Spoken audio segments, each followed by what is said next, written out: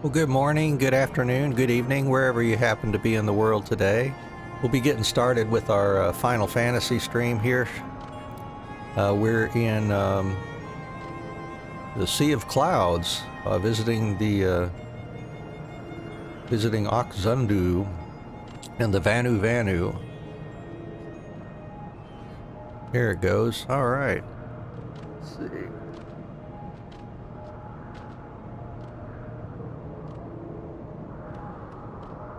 Anyways, welcome. Hope you're having a good morning, afternoon, or evening, and doing okay. If you got any comments, please drop them down in the chat. We'd love to hear from you. Talk to you while we play through and relive this particular game. Make sure we got everything going here. So how's it going today? You doing all right? I tell you, the weather here in my part of the world, down in the southeast U.S., bouncing back and forth. It's like spring, winter, spring, winter. The one comment I heard that kind of sums it all up is like winter is like an angry is angry, and they like stomp out of the house and then come back later. Oh, and another thing, and then they leave again and they come back. Oh, and yeah, just one more thing I want to tell you, it's just kind of strange. And anyways, we're in the cold portion again here. It just keeps flipping back and forth. Of course, I mean that's normal for this part of the world here. We've had snow into April at some times, but not common. But I have seen it snow here the first part of April. Hopefully we don't have to deal with too much of that this year. Alright, so anyways, let's see. We got to the Vanu Vanu here, and we need to bow to Kunu Valley, it looks like. Let's get going with this. We'll get this story on the way here.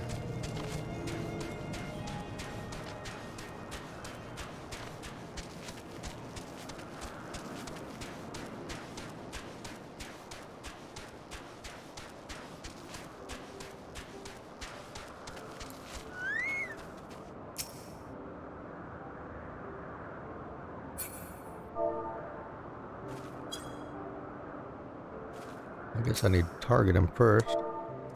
There we go. Zephyr winds at your back and sunshine to warm your brow, traveler from below. Kunu Valley, keeper of tales, hears your words, and she remembers.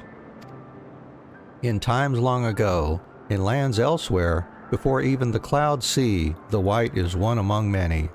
Newborn, he swims beside his many brothers in seas of endless water. But hated the white is, for his brothers are purest black. So great is their contempt, their loathing, that they turn upon him and rend his flesh asunder. And so he falls, only to rise again, for merciful gods raise him to the heavens, and there he is reborn. The white still longs for the sea to which he cannot return, but, in rebirth, a splinter of the divine is shared, and so he opens his maw, from whence come the clouds, and a new sea is born, home to him alone. Content he gazes below, and sees others who are as he, hated and hunted. He weeps, and in his benevolence he raises up isles of earth, and guides these people to the cloud sea. Such is the tale of his rebirth, and the salvation of the Vanu. May it never be forgot.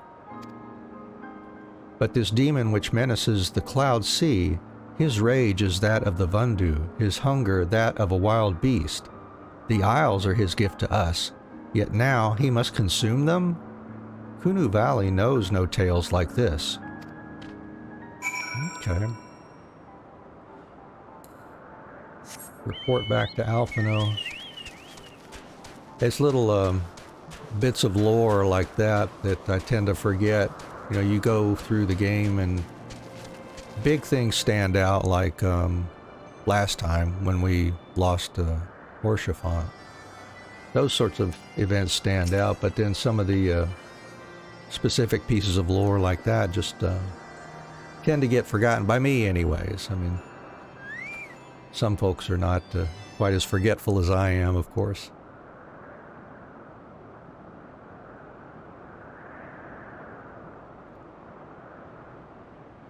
So according to the Vanu Vanu, the Sea of Clouds and the floating isles were gifts from Bismarck to his people.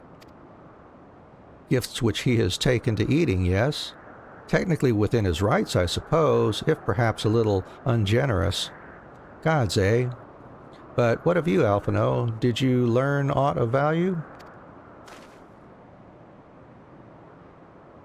Alas, no. That is, unless you have an interest in the intricacies of Vanu sky fishing.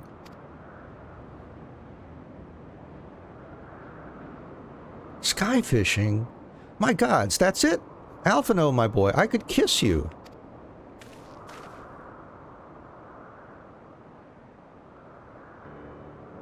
From what we have observed, Bismarck is a creature of pure instinct, driven primarily by hunger. When wounded by the Imperials, it fled, but not before devouring another island to restore its strength. What I propose is this. We tow a suitably appetizing island through the Sea of Clouds, in essence, fishing for our flying whale. Once we draw Bismarck out of hiding, we shall use dragon killers to fire grapnels into the beast's hide, and then reel it in close, enabling our resident Icon Slayer to engage it directly. A bold plan, Master Garland, but an exceedingly dangerous one. Should Anne fail to subdue the creature, she would almost certainly be eaten along with the rest of your appetizing island.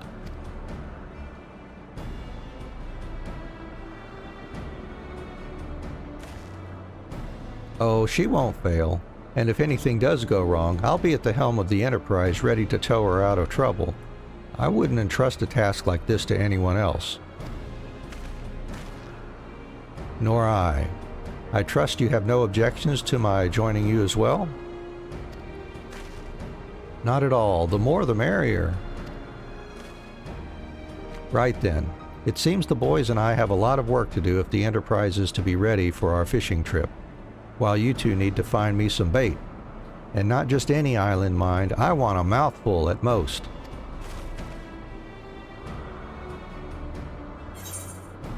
You mean at most or at least? You know, at least big enough for a mouthful. I don't know. Maybe it can't be more than a mouthful, or Bismarck might not go after it. Who knows? Alright, that'll give us ether current for finishing that quest here. And it looks like we've got a few popped up as well, which we will need to take care of. Well, you heard, Sid. We need an island to bait the hook. By way of a first step, I propose we speak with Chief Sanu. If the Zundu are as concerned by Bismarck's behavior as they have given us to believe, they may well be supportive of our efforts to slay him.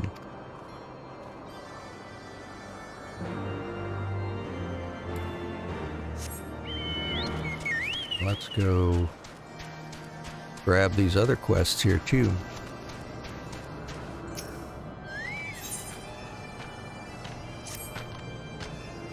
Netherling's coming is fortuitous as late season rains. Guna Vanu and Guna Vanu's family faces desperate times. His brother verges on failing Zundu's rite of passage again. All Vanu Vanu and Oxundu must undergo rite of passage for respect of others in tribe, otherwise no better than nestling. Brother fails trials 7 times, must try for the 8th time soon. 8 times! No Vanu Vanu ever fails trial 8 times. If brother fails again, gales of laughter from others in tribe shame family until day, sun, and sky no longer burns. Guna Vandu sees Netherling help others like wind which brings seeds to bloom, and Guna Vanu would ask for her help as well. Rite of passage rules very strict, but Guna Vanu has plan. Rules forbid aid from other members of tribe, but say nothing of Netherlings. Help my brother and quell impending storm of derision our family faces. Brother's name is Vanu Vanu, and he roosts...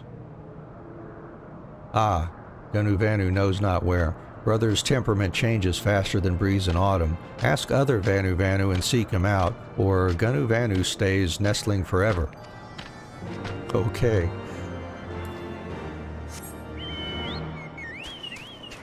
Yeah, the tribe can't help, but it doesn't say anything about outsiders. Netherling seeks out Vanu Vanu. He is skilled at two things: finding shade for napping and running away when Chief gives work. Newborn hatchling works harder than him.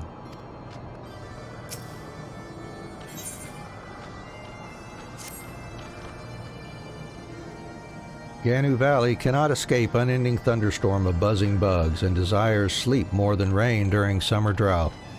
Vanu Valley has idea to soothe bugs droning, but delirious from exhaustion. Netherling goes in Vanu Valley's stead.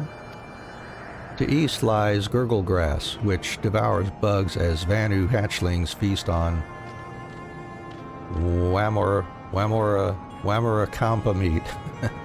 Netherling brings Vanu Valley 3, and storm in ears recedes to dull drizzle.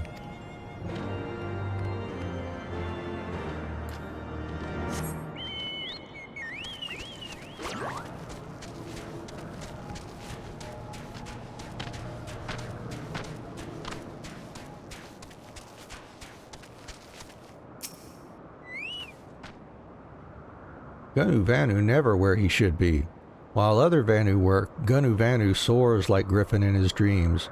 Vanu Vanu not see him since sunrise.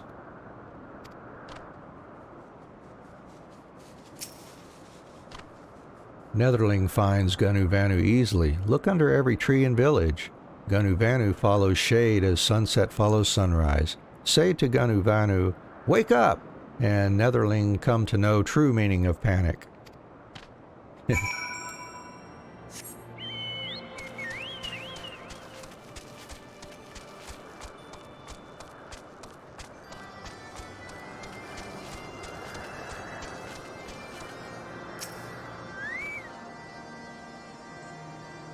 The Tramontane is upon us. The white feasts and the Vundu rejoice in his carnage. Hear me, Chief Sanu. This creature which torments you now is not the deity who raised up the floating isles and made a gift of them to you. He is a perversion of your beliefs given form by the Vundu, a false savior who consumes that which he should rightly safeguard. Yet it need not be this way, Chief Sanu. We have the power to strike down this impostor, but we must beg of you an island to see it done. Moats against the tempest. In vain do they struggle. Yet who is Sanu to speak of what may be? Perhaps even the Tramontane can turn to the Ponenta. Very well, Netherlings, when you are ready, tell Zundu scouts what manner of island you require, and they guide you to it. We shall not fail, Chief Sanu. On that you have my word. Come, Anne, let us see how Sid's preparations are progressing.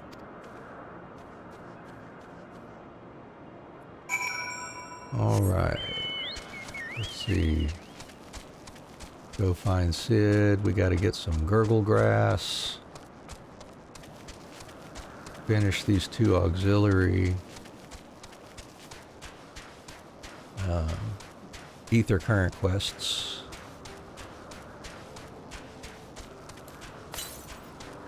There is another ether current to the east here.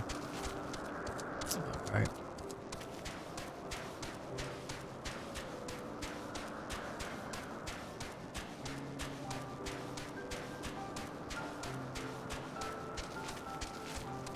There's our little sleepy Vanu Vanu.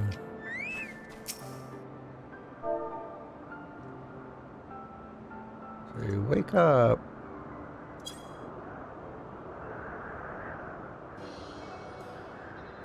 Ah, Vanu Vanu awake. Yes, he is. Vanu Vanu works hard. A Netherling. No wings, fleshy beak.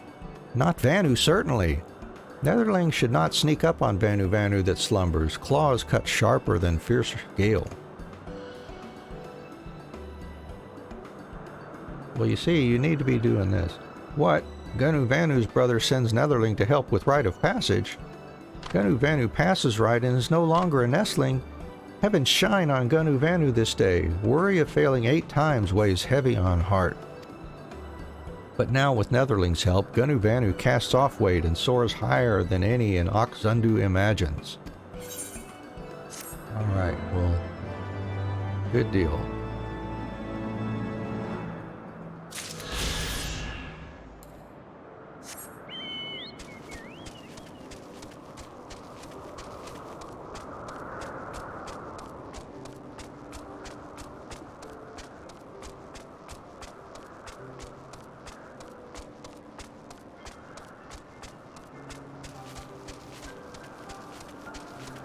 Let's see, where is that? Southeast, yeah, over here, I guess.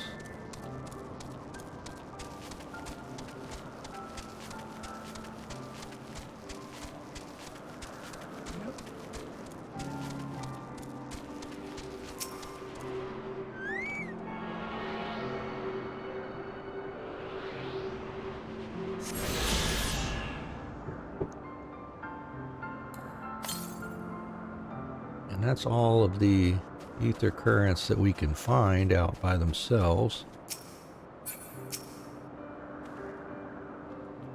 Our Ishgardian friends have furnished us with dragon killers and ammunition, and I've taken the liberty of procuring a Magitech field generator as well. Rest assured, we've chains to spare, every link forged by the manufactory's master craftsmen. If you've any lingering doubts as to their strength, know that they were originally intended to bind dragons and were not found wanting. It pleases me to inform you that the Vanu Vanu have agreed to furnish us with an island of our choosing. Then all that remains is to confirm the readiness of the poor buggers who will actually be doing the fighting, and let Wedge know when your party is assembled.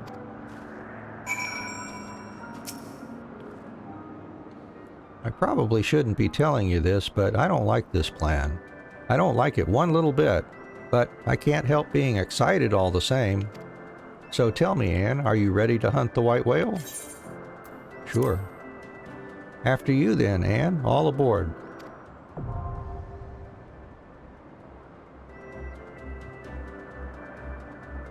And another duty. Alright, well, let's see, we'll go ahead and cue that. The Limitless Blue.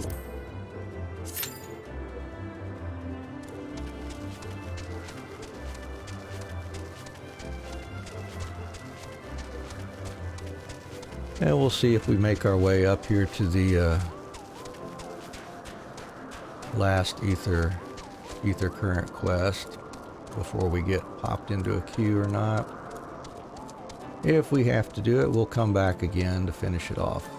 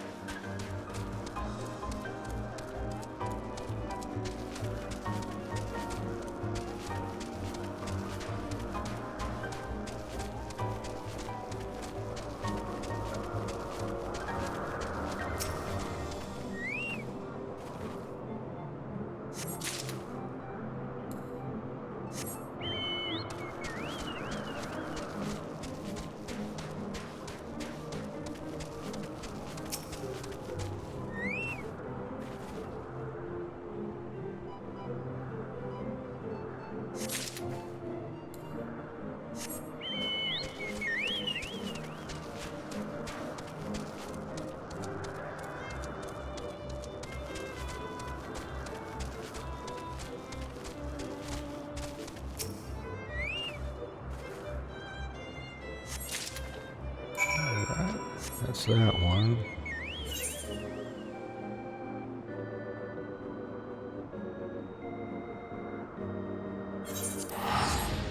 See if we can pop over there and finish this off.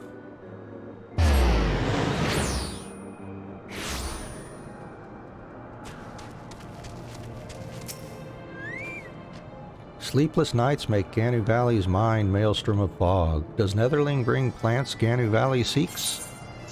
I think I do. Netherling brings rest at last. Ganu Valley's troubles become sustenance for Gurgle Grass, and big wheel of nature turns without hindrance. All right.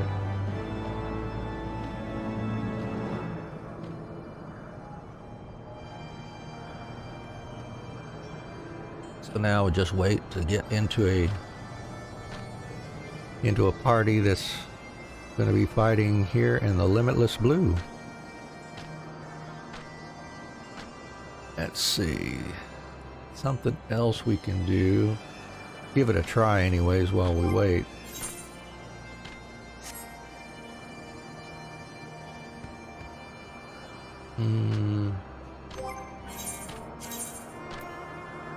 We need to get our Crafters and Gatherers quests underway. We haven't done anything with them in Heavensward so far. Lance of a Lifetime. Probably should wait. See, I think we do have some hunts here we could do, but I'd rather wait till we can fly so I don't have to run all around. Takes a while to be running for those. Let's see what other hunts we've got here. We got 2 stars and 1 stars. There's an elite mark bill. Which one is that? White Joker and Central Shroud.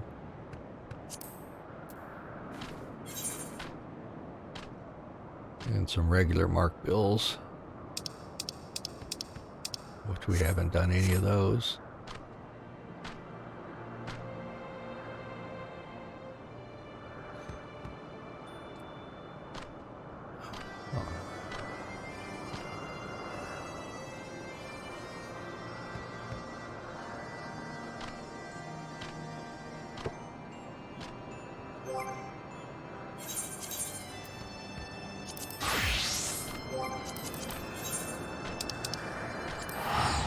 Yeah, we'll go take a look. We hope we get, hope this queue pops soon, but if it's not going to, we might as well at least get started on some of these Crafters and Gatherers to get them underway for this expansion.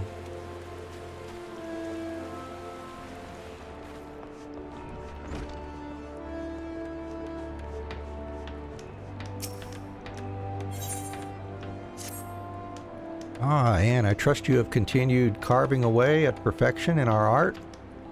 I have a somewhat unusual request for you today, finding the owner of an errant spear. A member of Gridania's finest brought it to me after discovering it during his patrol. How it ended up in the North Shroud is a mystery, but it is a fine piece of craftsmanship. The style is undeniably Ishgardian, though few could tell as much as the spearhead is missing. To a master, however, the love of both carpenter and wielder for this weapon is obvious. The haft has been worn smooth through use, revealing the quilted pattern of the wood. It is a king amongst lances.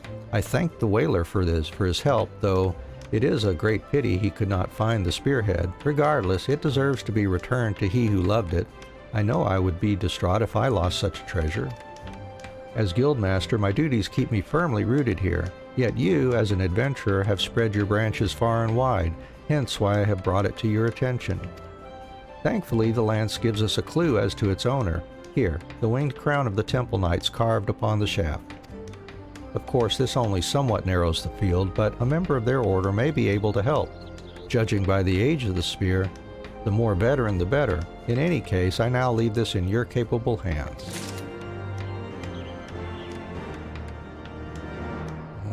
Let's see. Broken Spear. Take that to the veteran Temple Knight in Ishgard.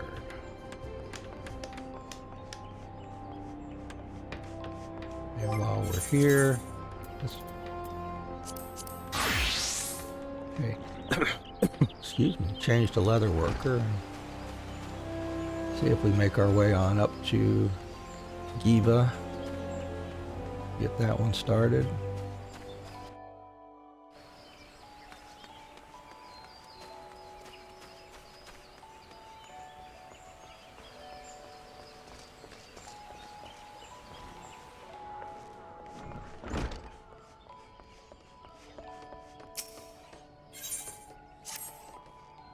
Ah, Anne, good. Something has happened recently that has not happened in a long time. An order has come from Ishgard. A merchant named Eld has requested a selection of Fen-Eel's finest goods. I've seen to it personally that she will get our best. I want you to deliver the guild samples to her at the Jeweled Crozier, but only because I can trust the important part of this task to you and you alone. If I know anything of merchants, this is a prelude to a substantial order. The guild will not take it. Our production puts the balance of the 12's in enough peril as it is.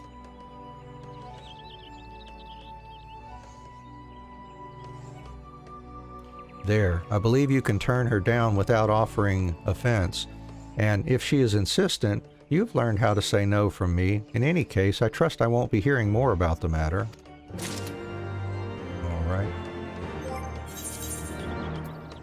And also botanist here in Britannia.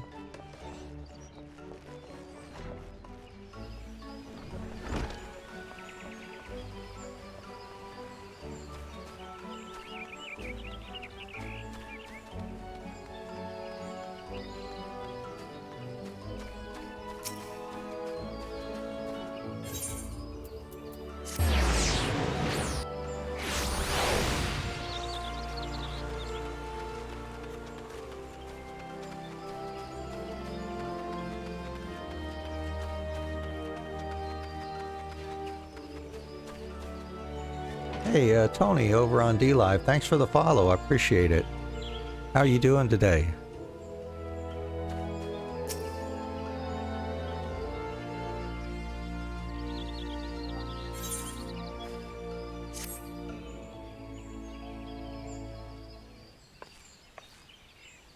Good morrow to you, Anne. It does my spirit well to see you again. Inspired by your words, I have been reflecting upon the relationship between man and forest. I should like to hear your opinion on... Ufucha, I'm back! Have you given any thought to my request? Oh, I beg your pardon. I didn't know you had a guest. Judging by your attire, I take it you're a botanist as well? Oh, yeah, thank you, Tony. I'm sure I will. This is actually not my first time going through the story. I'm just reliving it here. Usually been skipping a lot of stuff in recent years, so I thought I'd do a playthrough where I don't skip anything. So maybe it will remind me of some things I may have forgotten about, actually. So just kind of going through it, talking to folks and seeing what you think of the story and the whole bit. If you've got any tips or tricks, for example, have anything you'd like to say about the story. Spoilers are okay. I'm not worried about that, but just anything you'd like to chat about, really. And if you play, then of course I'd be curious in hearing about your experiences as well.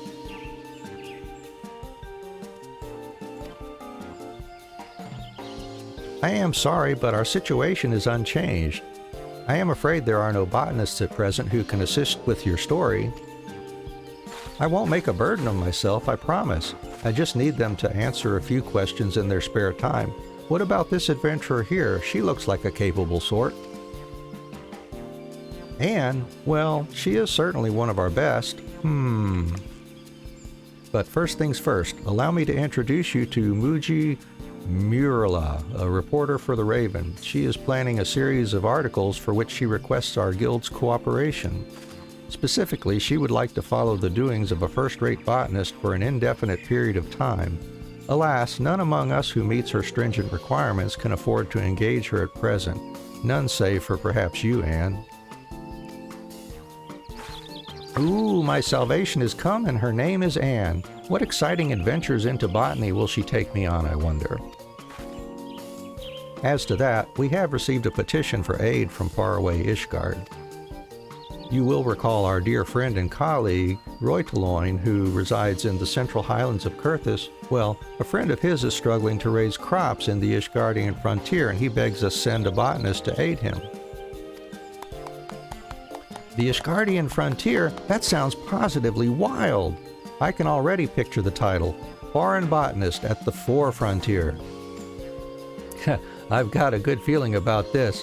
I'll go on ahead to Roydaloin's place and ask him a few questions.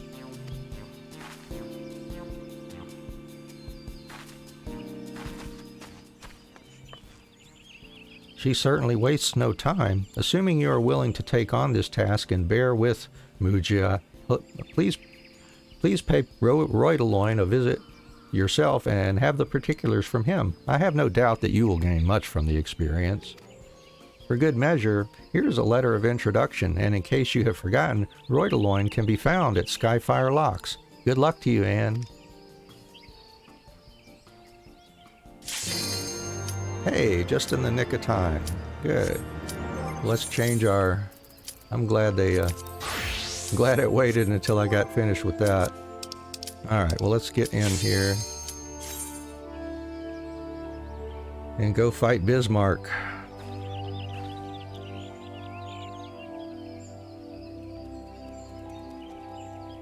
See, waiting on one tank. There we go.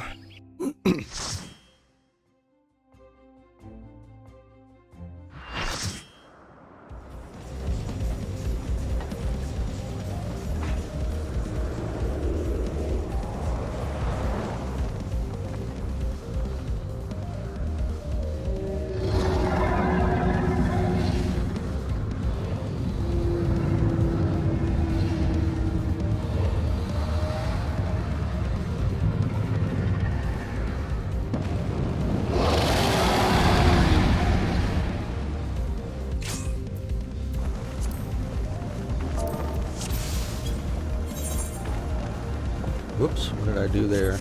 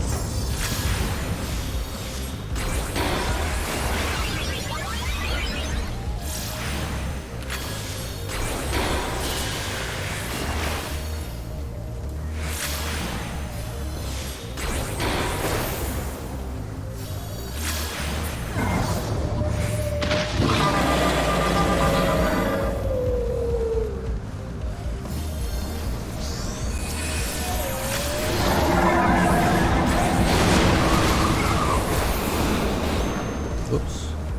Got caught by that one. I pay attention.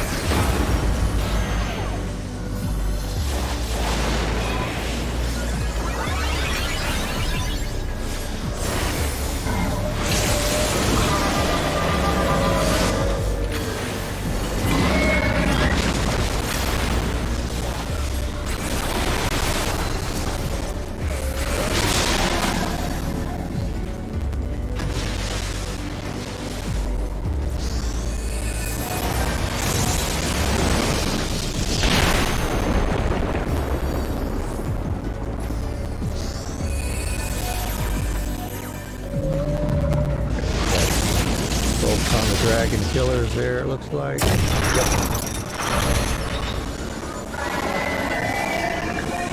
Ooh, we got two folks down. Oh, healer's up.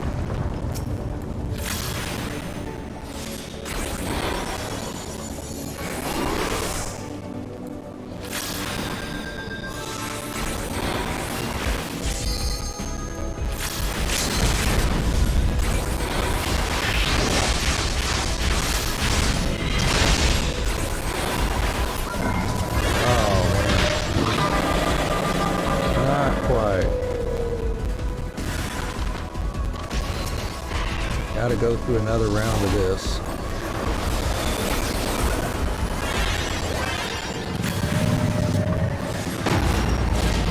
Whoa, what happened there? Oh, he banged us, that's right.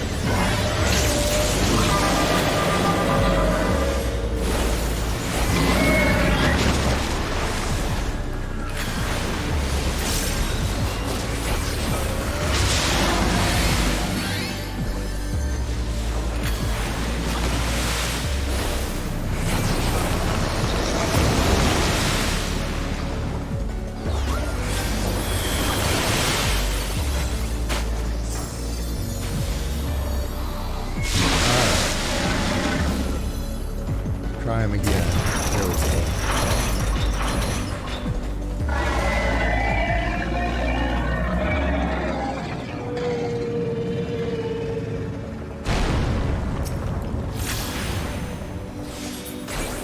Here we go.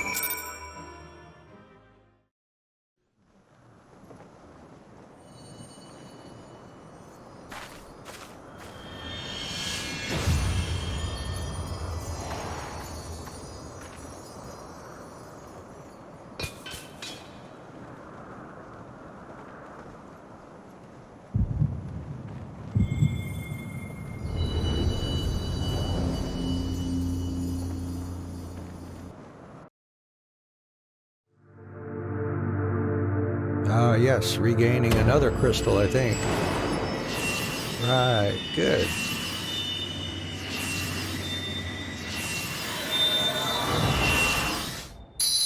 And of course it's the wind crystal, being in the sea of clouds. Warrior light, beloved Edelin, all made darkness, light to none, hearken, receiver, blessing, small.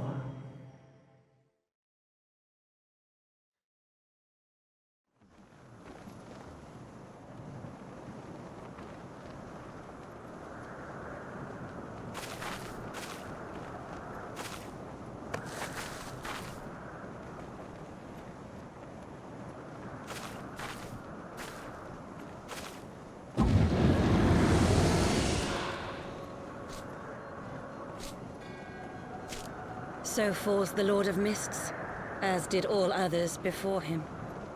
How many times does this make, warrior of light? Ah, how much you have grown, far beyond the limits of mere mortals. She has what we seek.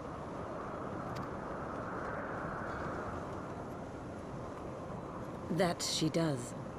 The key to Azys Lla and the secrets of Allag.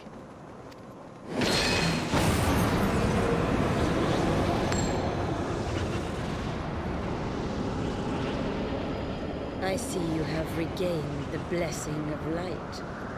albeit at a fraction of its former strength. Yeah, Heidelin's voice is getting stronger now, since we're getting more crystals back again.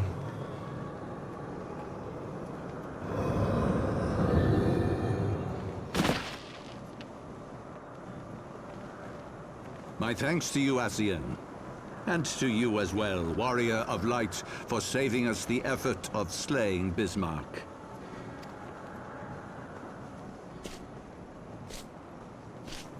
Sure, church dude, don't mention it. But the key is within our grasp. The path to the heavens shall at last be laid bare.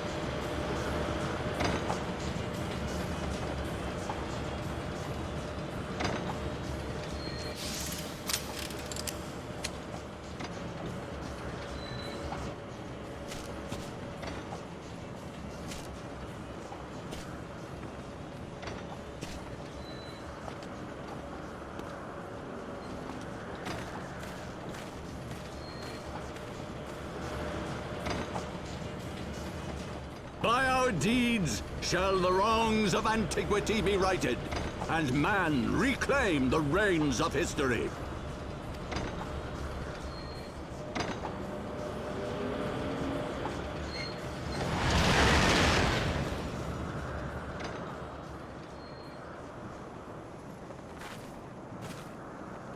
That sounds so familiar.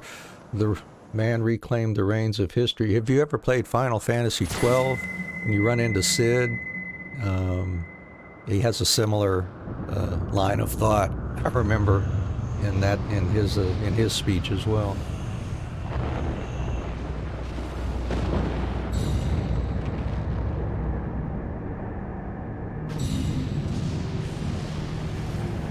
The history back in the hands of man, or something like that.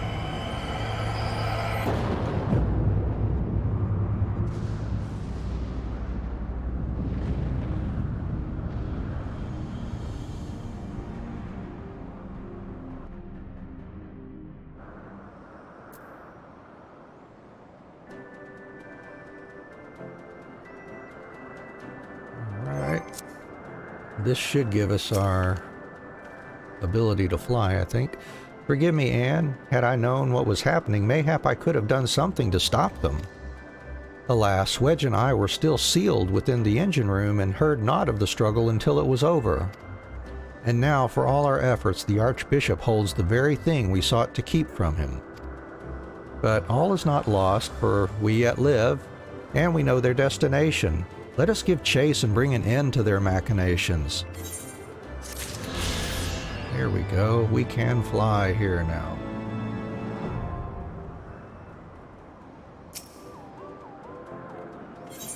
And let's see, level 57 quest, and we'll get a wind-up Sid.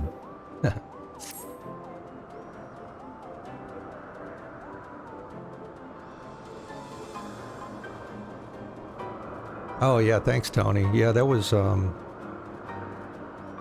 certainly a speech that sticks out in my mind anyways when they encounter him in FF12, for sure. Though we failed to secure the key, we must not forget that we succeeded in ridding the realm of another primal and prevented the Vanu Vanu's lands from being consumed in so doing. The Zundu, at least, shall be glad of our deeds this day. Let us go and inform Chief Sanu of our victory. Sid and the others will need a moment to tend to the Enterprise besides. All right. Well, let's go do that then.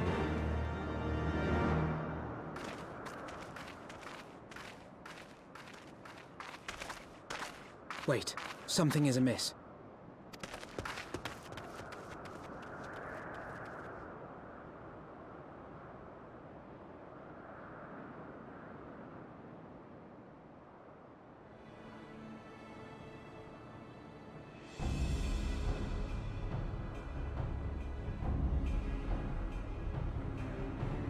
Imperial troops. And they have already secured the area.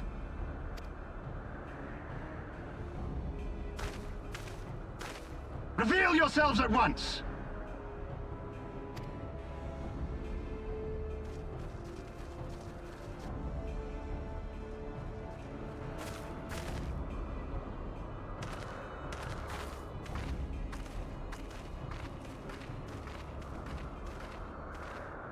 Oh yeah, take care of yourself, Tony. And there I was, If expecting you're more around beastmen. for any Who day, are the you? same time every day in the week, about except for Monday, I'm here doing some kind of stream. So thanks for your time today. I hope you have a great day.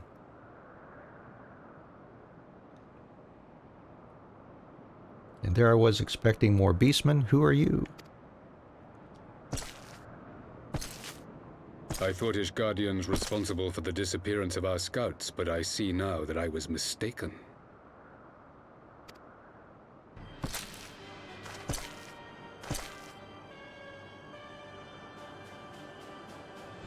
Just as Wire observed, the Warrior of Light is wont to appear at the most inopportune times. The Warrior of Light? She who bested Van Baelsar? It would seem that the famous hero of Eorzea seeks Azys Lla as well. Hardly unexpected. The secrets of the Allagan's power to bind icons to their will could scarcely fail to interest the scions of the Seventh Dawn. You know as well as we what will ensue should these insatiable creatures be allowed to roam free. That their very existence threatens the life of this star. We but disagree on the solution to the problem. Genocide has ever been the Empire's favored recourse. And that is why we will continue to oppose your every attempt to claim Eorzea. You do not hesitate to speak your mind, even when your every word could be your last. Alas, your sentiments betray the narrowness of your view. The fate of Eorzea and its inhabitants is of little concern next to the fate of the world. Tis my solemn charge as Emperor to bring the icons to heel. If this requires the extermination of certain elements, then so be it.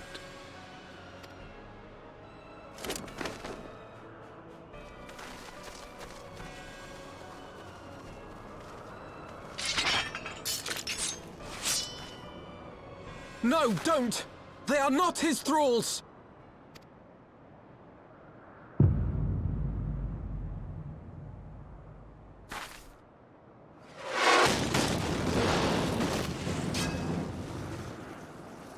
Oh, that's some pretty precise bombardment there. Where did that come from? Take cover!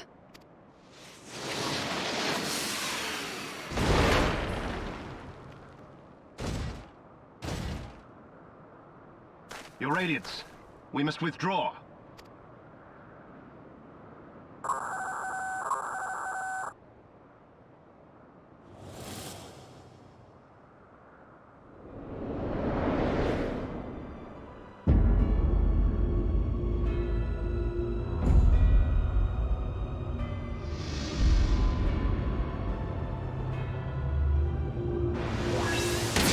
Oh. We shall meet again, Warrior of Light. On that you have my word.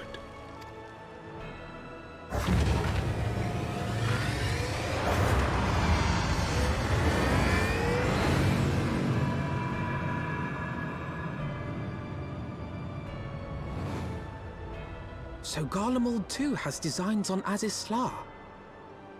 But why would the Emperor himself elect to lead the expedition?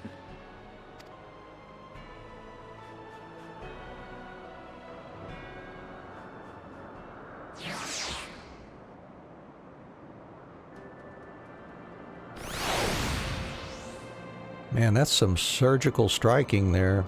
from those weapons. Like the explosion doesn't go any more than maybe a radius of, 5 to 10 feet, it looks like. Everybody's too close together to pick out individual targets like that from such a huge cannon, I would think. But they're able to do it in this story, so it's working out. Never in my wildest dreams did I think I would stand less than 20 paces from the Emperor of Garlemald, Varus Zosgalvus in the flesh. I assume the commander that accompanied him must be the legatus of whom the centurion spoke. Forgive me. This is neither the time nor place for such idle speculation. Pray, return to the Enterprise at once. It occurs to me that our friends may have run afoul of Imperial forces as well. I have yet to apprise Chief Sanu of all that has occurred, but once I have, we will rejoin you at the airship. And we can now fly over to Sid.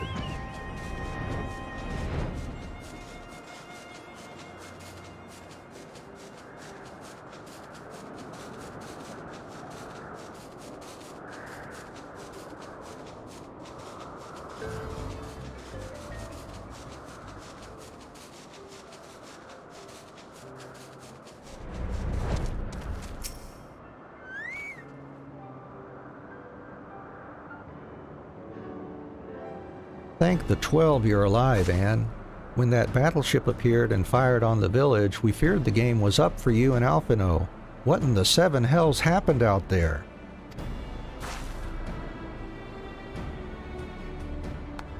First the Archbishop turns up with an Ascian in tow, and now the God's damned Emperor pays us a visit.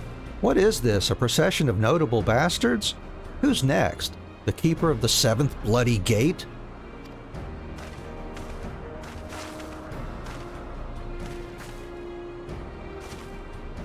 No one so notable, Master Garland. I am happy to report that the Zundu were overjoyed to learn of Bismarck's demise. Chief Sanu sends his warmest regards, Anne. There was much talk of westerly winds.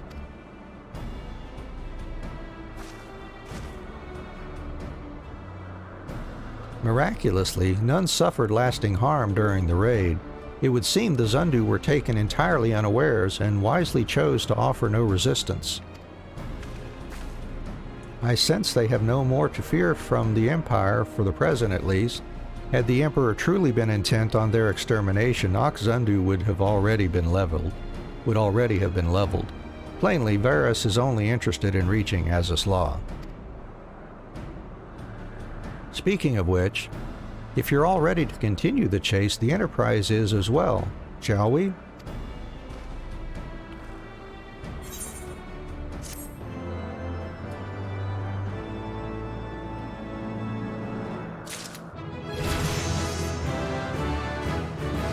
All right. Level 67, and still not finished with Heavensward. That road to 80 buff. Wow.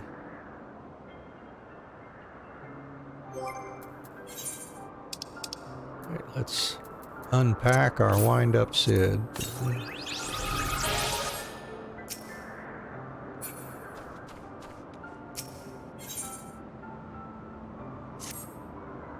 Ten levels above the story level now.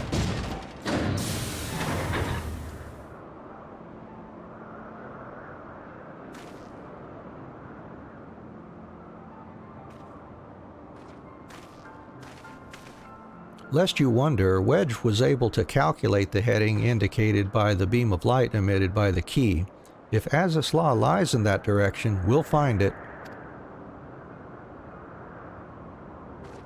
The Soleil may have a lead on us, but she's no Enterprise. We'll catch them, you'll see.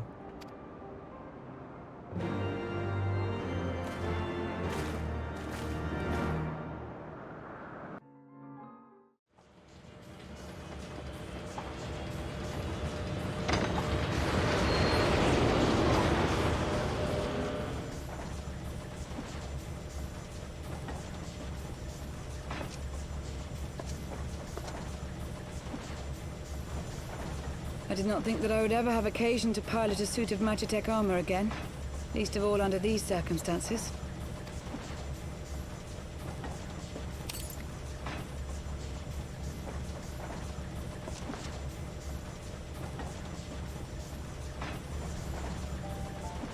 My full name is Lucia Go Junius, and I was born a citizen of Garlemald. Ah, that explains it. When we first met in Ishgard, I very nearly called you Livia.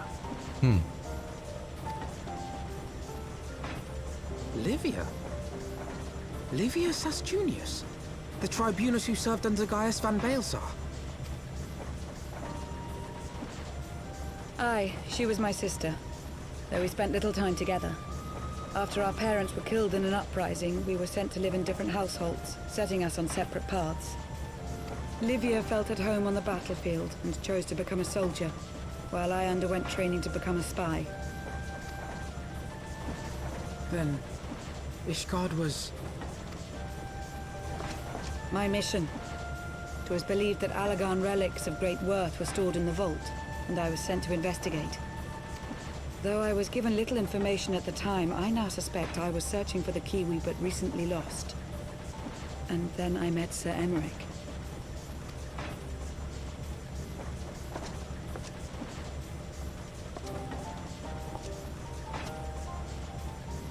'Twas his usefulness to my mission which prompted me to approach him, but I soon found myself drawn to him for other reasons.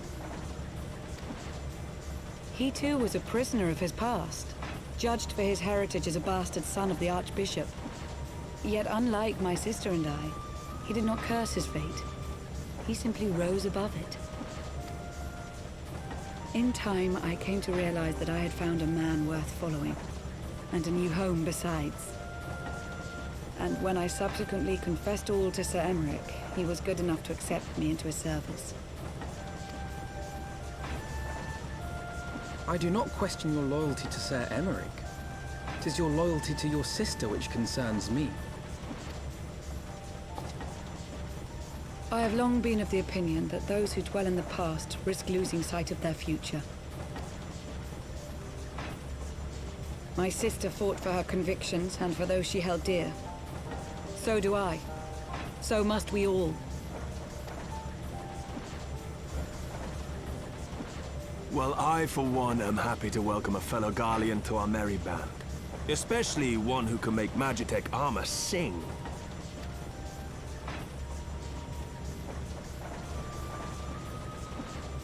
Chief, we should be getting close. Once we break through those clouds, we'll be right where the light was pointing. Right where Azys Lla should be. Hold on, everyone!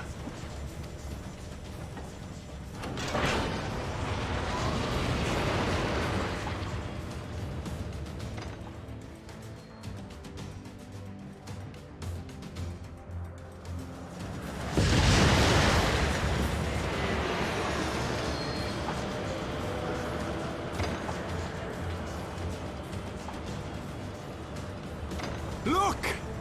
I think that's it!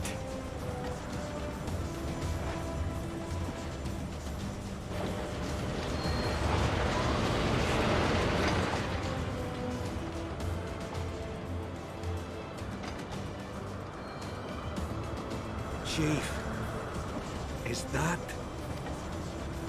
Allagan? Aye. There's no mistaking their handiwork.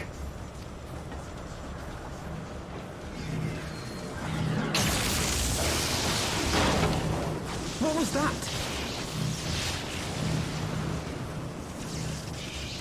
Some sort of barrier.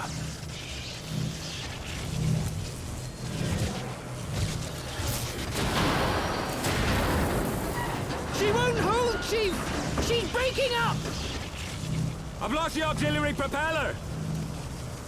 Sid, it's no use! We must return to Ishgard and find another way! God damn it all! Why do the Allagans always have to make everything so bloody complicated?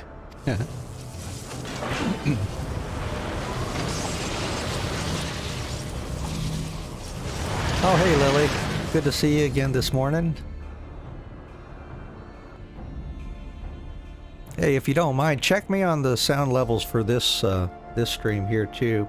Voice and music and game voices sound about, good, or anything too loud, do you think?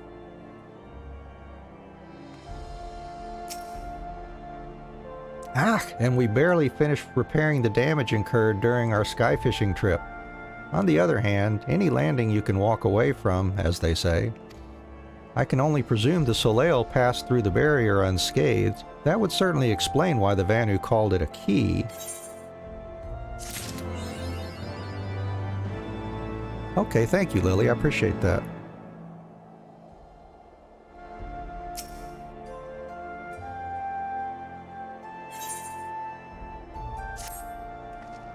Assuming Sid is correct, and I have no reason to think that he is not, the Vanu's key is required to pass through the barrier protecting Azys Lla. But even without it, we must find a way to reach the Isle. I shall have everyone convene at the seat of the Lord Commander that we might discuss how best to proceed. As before, make yourself known to the guardsman when you arrive and he will show you in.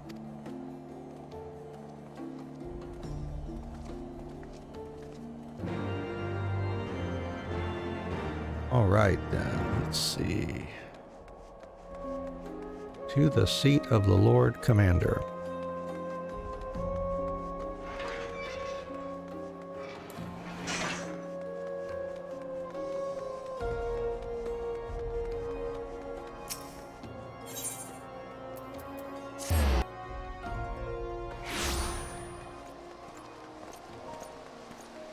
Good old firm Albert there.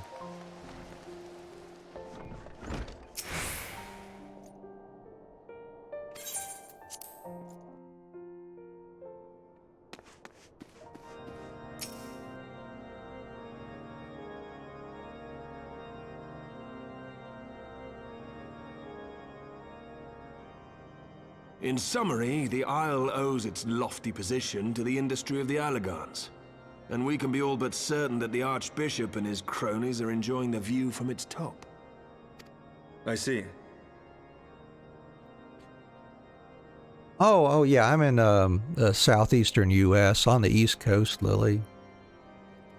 I get up every morning early and do 3 hours of streaming every day except Monday currently.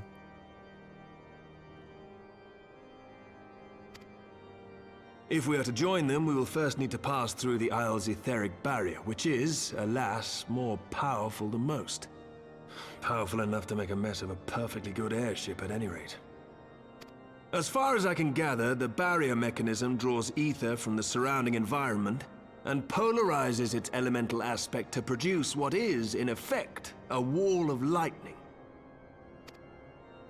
It seems plain that without the Vanu's key, any attempt to reach the Isle will end in failure. Oh, okay. Well, good afternoon there then. Alas, the key was careless enough to leave without us, and I don't think the Vanu keep a spare. Master Garland, based on your experience, is there no other way that we might breach the barrier?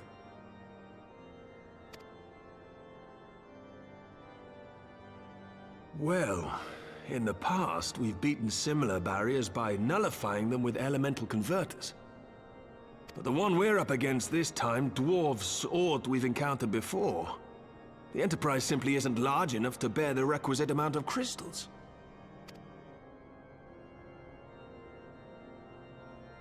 I'm reminded of the quantity needed to nullify Leviathan's command of the sea.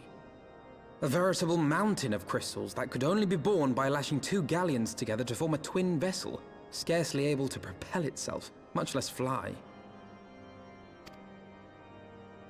That said, we're not without options. If it isn't feasible to nullify the barrier, we might try piercing it. How? We create a ram of condensed ether and mount it on my ship. There's just one problem. I don't have the faintest idea how to build one. It's going to take a true authority in the field, I reckon. Would that the Archons were still with us. But yesterday evening, I chanced to find Mistress Tataru in unusually high spirits. Assuming I understood her excited ramblings correctly, she has acquired a clue, pointing to the whereabouts of one such individual. An Archon? Truly? Ha! Fortune favors the righteous, eh? Well then, let's not waste any time. While you go and look for our missing friend, I'll work on modifying the Enterprise. Her hull will need reinforcing to bear the punishment, not to mention a mount for the ram. Just you wait, my pretty. By the time I'm finished, you'll be an airship reborn.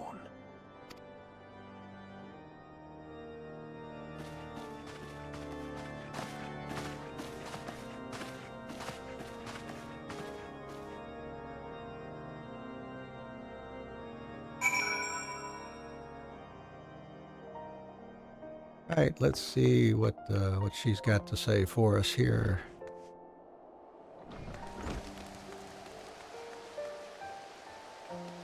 And if you're just joining us, welcome to the stream. We appreciate you hanging out with us. We're going through Final Fantasy XIV.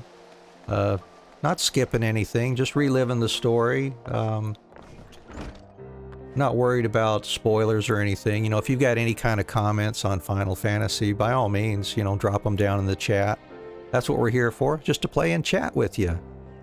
Thanks for your time, and let's see what we got going on here. Welcome back, Anne. How goes the mission? Did you manage to catch up with the Archbishop and his cronies?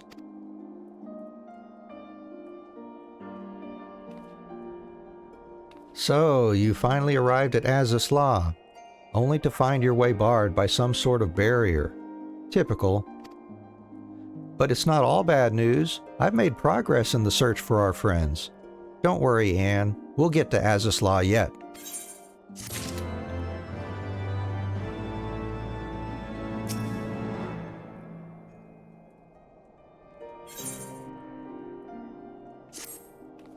When you fled the Victory Feast, you used the ancient watercourse beneath the city, right? Well, shortly after things went back to normal in Ul'dah, I asked Marshal Tarapin to have the tunnels searched. A logical place to look. It was there that you lost contact with Minfilia, Thancred, and Y'shtola, was it not? Dare I ask what the Marshal found? I don't actually know.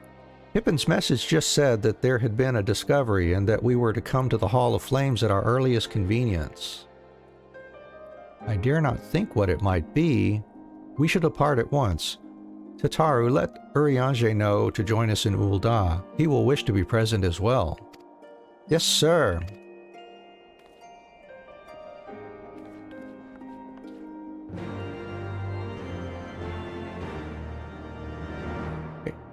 And let's see, off to the Hall of Flames.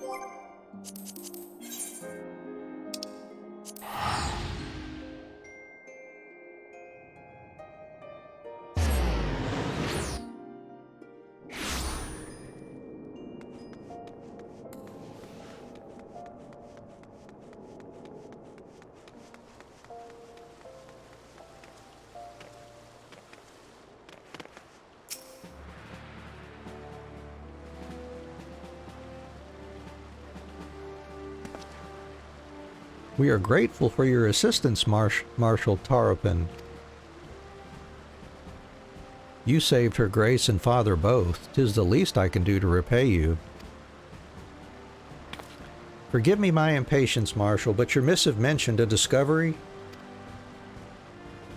Yes, of course. As per your request, I had my men scour the waterways. Almost immediately, we encountered a difficulty. An entire section of the tunnel had collapsed. With the Mineral Concern's cooperation, however, we were able to remove the rubble, which yielded the battered bodies of a dozen Crystal Braves. Go on. Be at ease, Master Alphino. Your friends were not among the deceased. That alone is cause for hope. And then there is this. Y'shtola's wand! I had assumed as much. if I may, Marshal?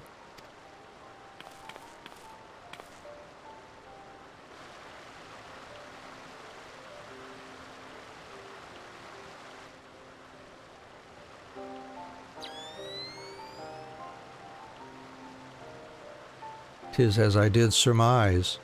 Judging by the etheric imprint that lingereth yet upon this wand, it hath assuredly been employed in the casting of a most uncommon magic. Namely, the very first that man did conceive to traverse great distances, and the ancient precursor to all methods of travel that utilize the life stream. Blow. The spell entaileth the reduction of the corporeal form into its constituent ether, that the caster might enter the life stream and ride its currents thereby. Unlike the teleportation magics of modern times, it requireth not a lengthy incantation. That Y'shtola should choose to employ such a spell bespeaketh the need for haste. All of which would suggest she managed to escape. Would that it were so simple. Know that the scholars of Sharlayan forbade the use of this spell, and with good reason. The caster hath but limited control over his course. For every mage who came safe unto his destination, another would be set adrift in the life stream, never to emerge." "What? No! No, you can't mean—" "Be not downcast, my friends, for there is yet hope. 'Tis like that Y'shtola's passage hath left traces in the life stream. Could we but follow these from the point at which the magic was invoked, we may yet find her." "To the Silda excavation site, then. Our thanks for your aid, Marshal." "Do not mention it. I shall pray for Lady Y'shtola's safe return."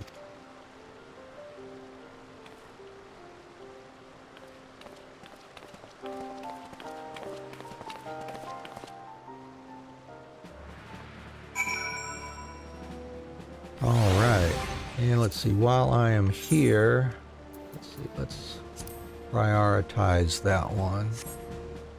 I'll go ahead and start the crafter and gatherer quests for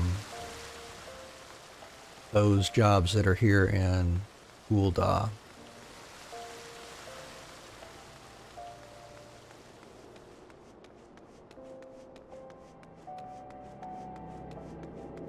Let's see, first let's go for goldsmith.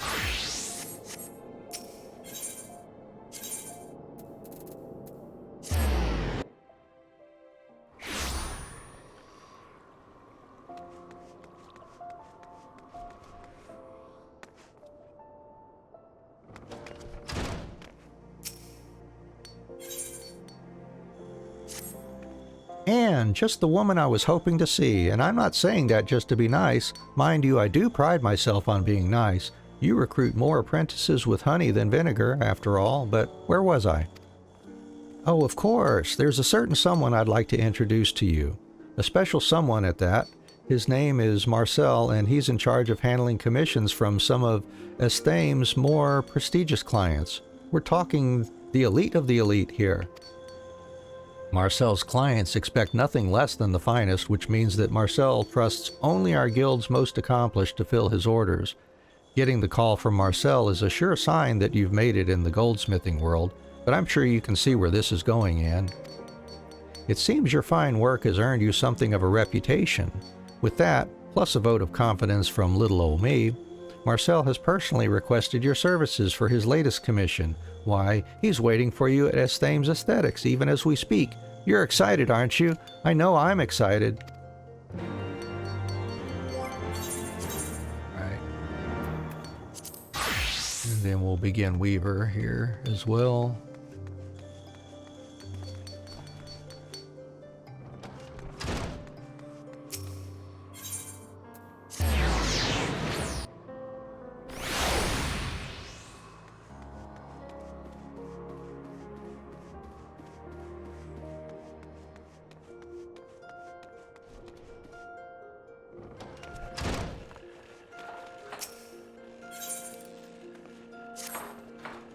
Greetings, Anne. I trust you haven't let your needlework lapse since we spoke. I'm busy as ever, of course. The orders come and go and come. Sometimes I miss when I could wander abroad to study fashion, but that time is long past. The burden of being a guildmaster, I suppose. But you, my friend, are free as a bird, aren't you? I wonder if I might travel vicariously through you. Anne? I'd love nothing more than to learn what the seamstress have dreamed up during the Holy Sea's isolation. Yes, you could work there as a proper weaver, learning the tastes of lords and ladies alike. If you serve a noble house, all the better. I suppose that does raise the question of which noble house, of course. I've no connections with the Holy See, I'm afraid, and my knowledge of Ishgard is limited. Well, save for House Halenart. Their sigil, their sigil is a red rose upon a field of black. A rose is a rose is a rose, as they say, and if one of their guardsmen has any wit, then you may well land a commission. Failing that, I will leave you to your own devices. Good luck.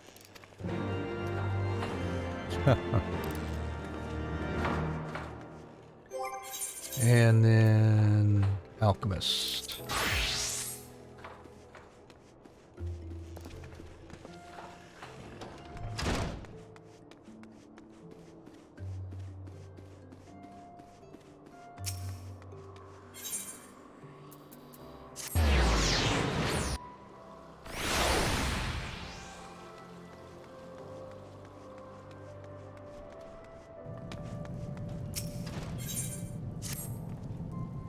My favorite assistant! I have just the task for you. One of your alchemical prowess may scoff upon hearing it, but reserve your judgment. Only you, who has touched the pinnacle of our art, can accomplish it. I must ask you to deliver a report to a friend. Dietrich can help you with the minutiae, the who, the what, and so on. Now, go!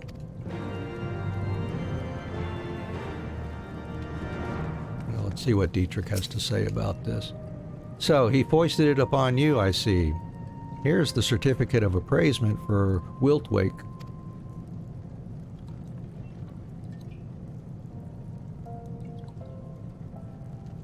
Did the guildmaster not? No? Why do I ask? Well, Wiltwake is a member of the Adventurers Guild and responsible for keeping the peace in Revenant's Toll. He recently asked Mr. Severian to analyze evidence left behind at some crime scene. I just handed you the results. I think the guildmaster gave you the task because he could not be because he trusts your skill as an alchemist. Alright, and then minor here.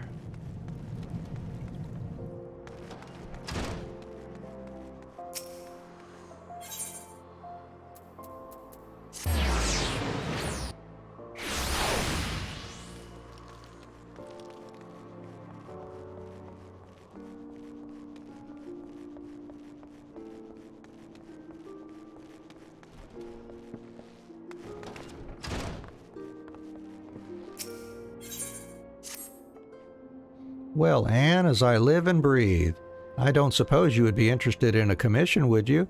The guild just received a request from Sellswords in Ishgard. I know how that sounds, but it's a company that's been charged with doing a mineral survey, and they need an expert's eye. Their captain is an Uldan, too, one who's familiar with the guild's way of doing things. Now, Ishgard's territory is untamed and dangerous, but it's worth it to go where no miner has gone before, and I urge you to accept.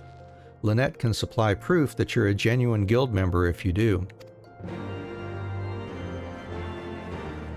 All right, Lynette. I take it you're the one to explore the mineral wealth of Ishgard? Excellent! Well, the mercenaries who sent for you are employed by one of the high houses. These papers will serve as proof of your position.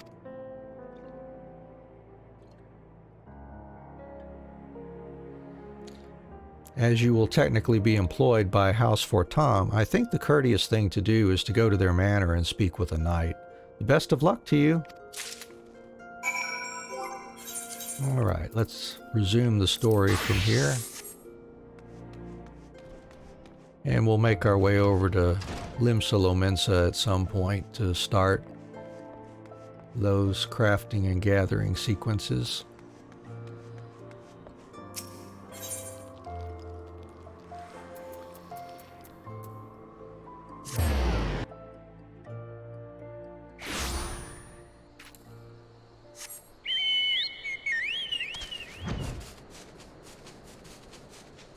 My approach to crafting and gathering in each expansion from here on out, since we finished Realm Reborn, there's only 10 levels that you make for each expansion. So what I'll do is basically wait till I can fly in each area before I worry about leveling the crafters and gatherers, since it'll be a lot easier to fly and gather materials that way. And we'll spend several streams, I imagine, leveling everybody up to 60, at least for Heaven's Word, and then we'll hold off until we get into the next expansion after that. Evidence of Y'shtola's passage will have been made faint by time, but mayhap some few scant traces yet remain to guide our steps. Yeah, crafting and gathering is not for everybody, but I guess back before they started giving you a lot of good gear for completing the job quests, or like whatever job you chose, like monk or tank, healer, whatever. I like to level my crafters and gatherers a lot more then, because you could make gear. I'd make high quality gear for myself, but now you get it as part of the story quest, so there's really not much call for it unless you're just using it to make money in the game, typically. But I still like the process. So that's why I still like to keep them all leveled, because you can make your own fun glamour items or housing items, even minions, the whole bit. So I just like doing it. It's kind of fun when you don't feel like adventuring anyways or fighting stuff. The trail leadeth to the north and east, unto the bosom of the Twelveswood. Are you certain? Aye, there is no mistake. Thither hath Y'shtola journeyed. And yet, the Gridanians have reported no sightings. We must take this to mean she is still adrift. If it be so, I do fear for our friend. Contrary to its name, the life stream is more akin to a raging torrent. Linger overlong in the midst of this maelstrom, and the ether that formeth one's soul shall surely be scattered, ne'er to be reformed.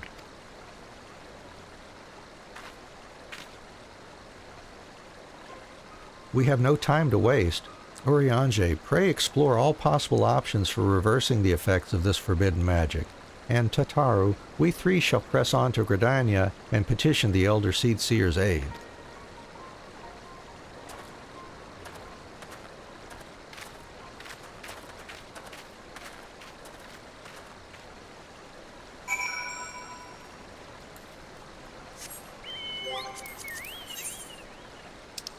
Off to Gridania then. Here we go.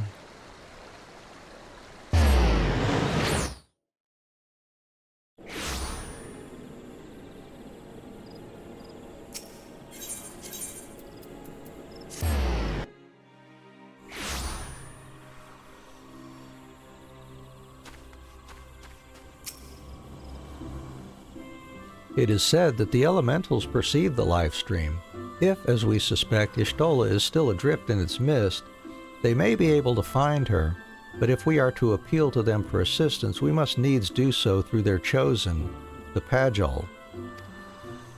It is imperative, therefore, that we speak with Khan A. Senna without delay.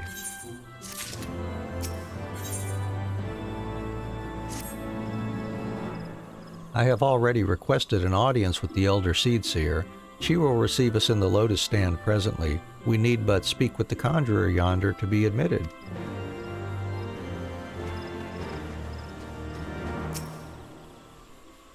The Elder Seed Seer awaits. Pray, follow me.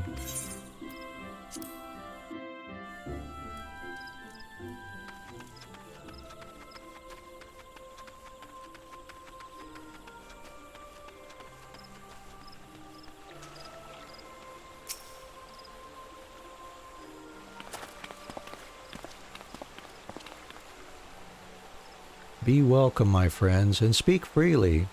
I gather your suit will admit no delay. It will not, my lady. Pray forgive the abrupt nature of our request, but it is a matter of life and death. You see, our friend is caught in the live stream right now, we think.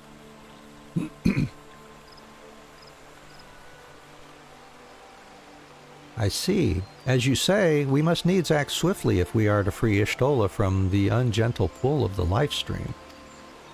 And as you have surmised, we cannot do this unaided. However...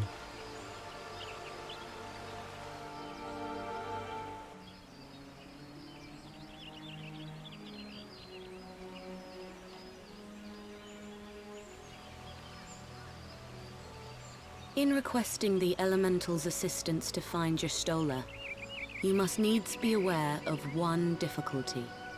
A difficulty born of the fundamental difference between man and Elemental. That being? In perceiving the world around him, man relies upon senses such as sight and sound. For the sake of convenience, he gives names to such things as are near or dear to him.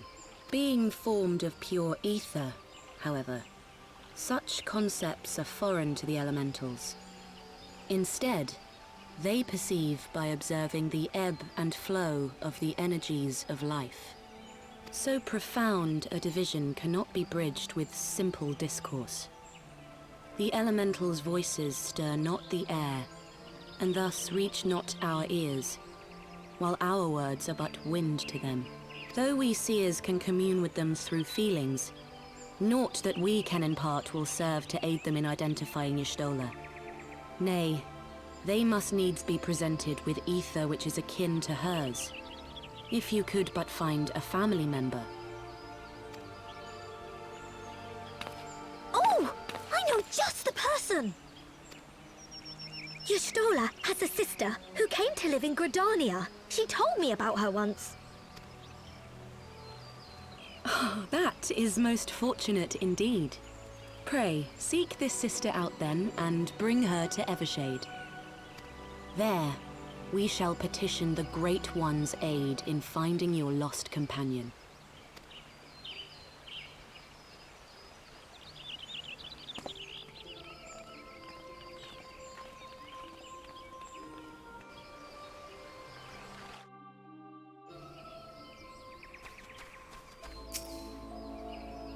Well, that's a stroke of luck. If memory serves, Y'shtola's sister is named Ymitra. She's supposed to be a member of the Sons of St. Koinik. Anyway, she spends most of her time around Apkalu Falls, from what I recall. Let's look for her there.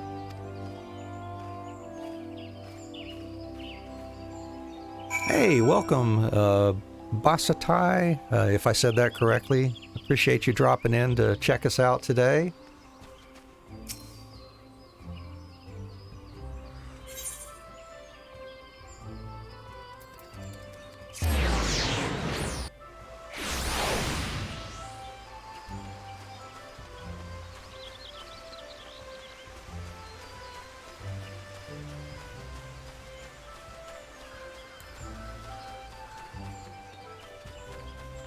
We're just playing and chatting here. I've been through the story, many times, but usually skipped it in recent years. So we're playing through without skipping anything, and just trying to relive some memories here.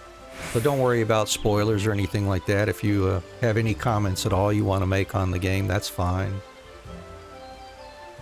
Or any comments in general. If you've got something you just want to talk about, that's what we're here for, just to chat. Oh, that's cool. All right. Well, good.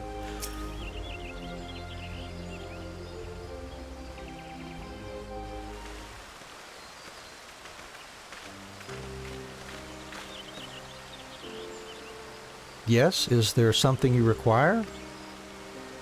Lady Amitra, it is an honor to meet you. My name is Alphino Levelier, and this is Tataru Taru.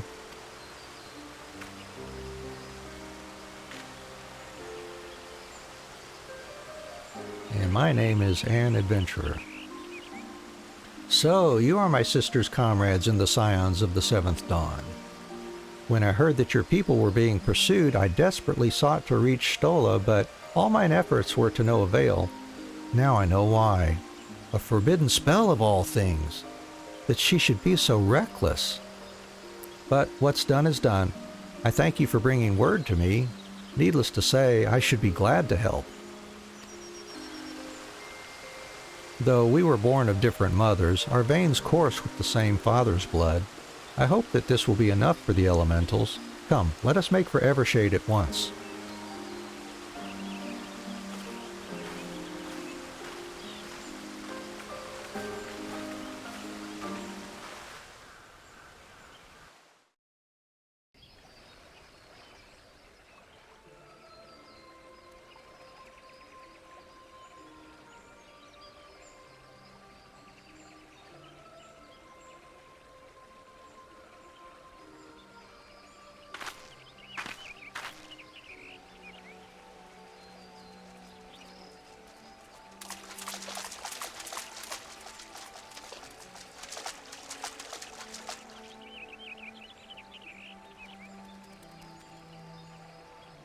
Let us begin.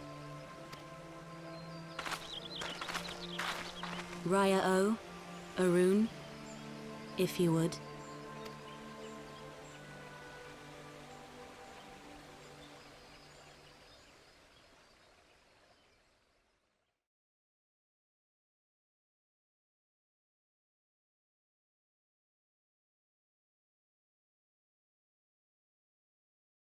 Hearken to me, O great ones. Pray give yourselves to the life stream, a drifting soul to find.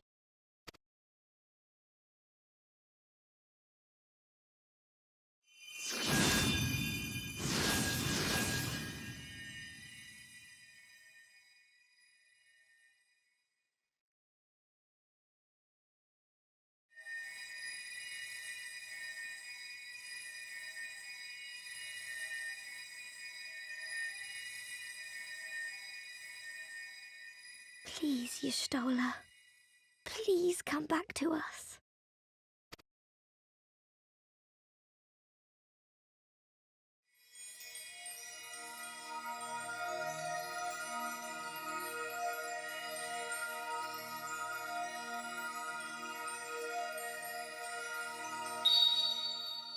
There. Now!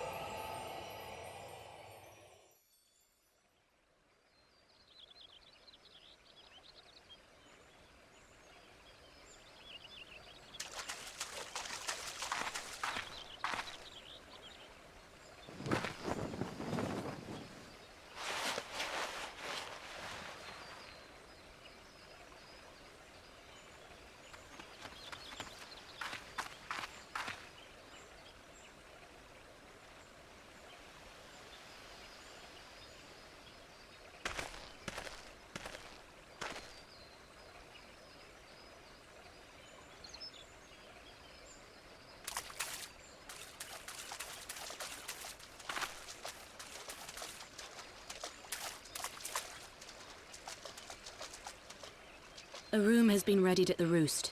Pray, bear her thither at once.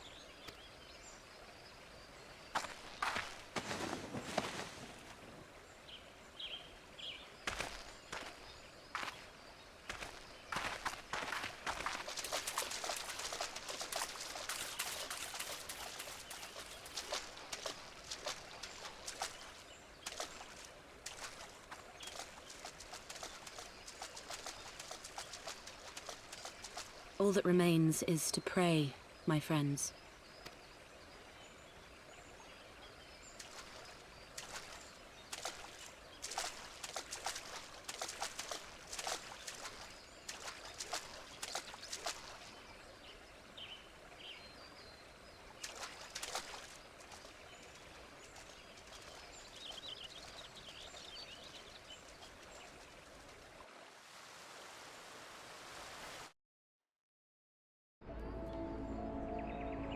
Awesome. Found one. Oh, Ishtola. Just seeing her face again. It's... Oh, I've been so worried. Yeah, Tataru, she wears her emotions on her sleeve, doesn't she? She's so concerned. Ishtola is resting within an inn room. Though she's still unconscious, the signs are positive. The conjurers say she is in sound health and should awaken before long. Isn't that wonderful? Now, while we wait for Ishtola to wake up, I thought I'd take the opportunity to finish my little surprise for her. It's something I've been working on for a while now in the hope that she'd one day return to us. It wants for just a couple more items before it's ready. I've already placed orders for these items. Could I ask you to retrieve them for me? One is with the Leatherworkers Guild and another is with the Conjurers Guild. Speak with Mistress Giva and Brother Isumiyan and they ought to take care of you.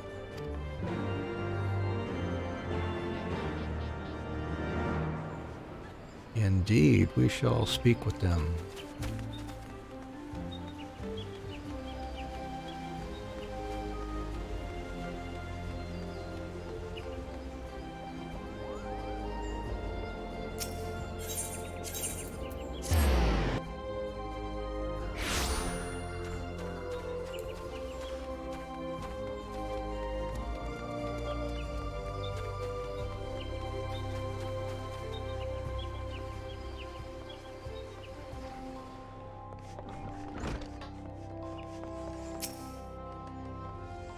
Well, if it isn't Anne, looking for some hides to tan mayhap.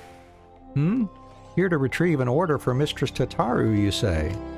You come at a good time. I finished it but moments ago. It was no small coup working it to her specifications, but I did it nonetheless. Payment has already been settled. However, did that girl come by chimerical hide anyway? You need either balls of steel or a bottomless coin purse, and it seemed to me she had neither.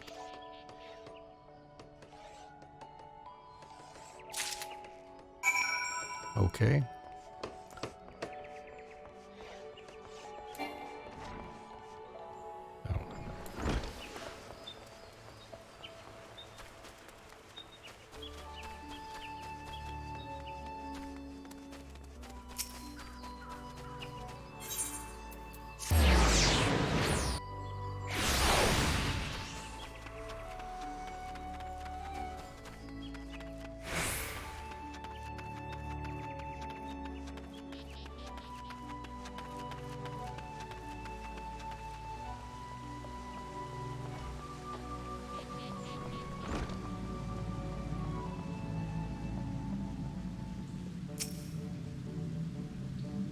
You are come to Stillglade Fane, the home of the Conjurers Guild. How may I assist you? Ah, yes, Mistress Tataru's order. As requested, it has been sanctified in the sight of the elementals. I know not what she intends for the staff, but it is a most singular artifact. Even one possessed of my experience would struggle to wield it.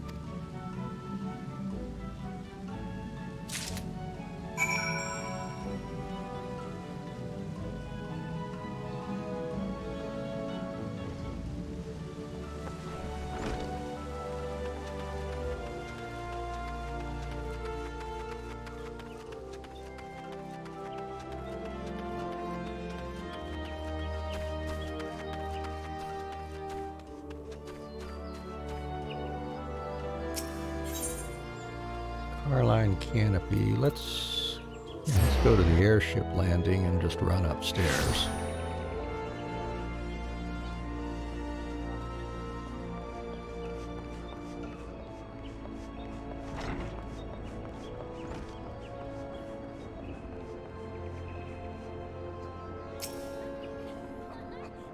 Ah, you're back. You have the items, I hope. I do. I've got Tataru's Conjury Commission and Tataru's Leatherwork Commission. Ooh, it's precisely as I requested. A perfect match for the other pieces. Truly, Giva is a master among masters. And the staff completes the surprise. Thank you so much, Anne. I can't wait to see what Ishtola thinks of the surprise. Lest you wonder, she's doing very well, and the conjurers have left her in her sister's care. Let's go and pay them a visit, shall we?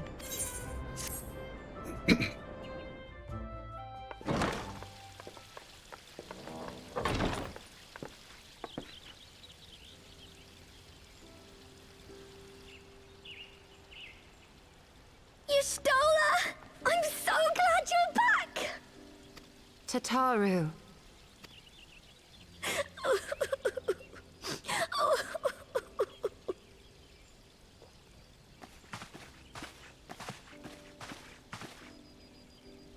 You are safe. Thank the 12. Something has changed about you, Vanu. Or mayhap the change is with me.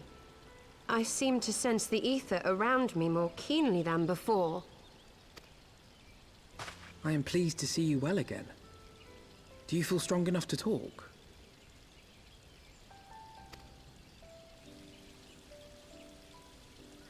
Worry not. I am well enough.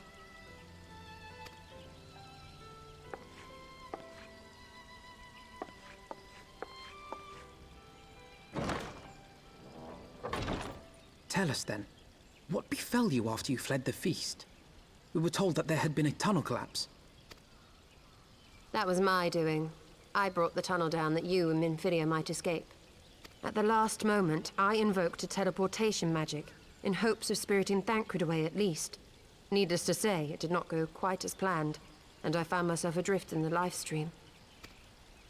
The others? Where are they? Did they not escape? They remain unaccounted for. You were the only one we have been able to find. I am truly sorry. It was the Crystal Braves who pursued you that day. My hubris that led to our undoing. No apologies are necessary, Vanu. You are not to blame for what occurred. Know that were our comrades here, they would commend you for keeping the light of hope alive. Don't worry. The others are alive and well, I'm sure of it. We just need to find them.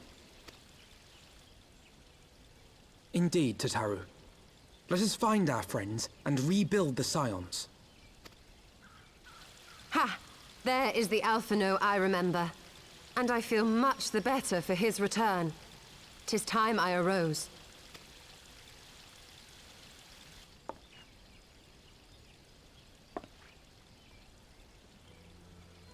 That reminds me. I have a change of clothes for you. I don't like to boast, but I made them myself. I learned how to weave while we were in Ishgard, you see.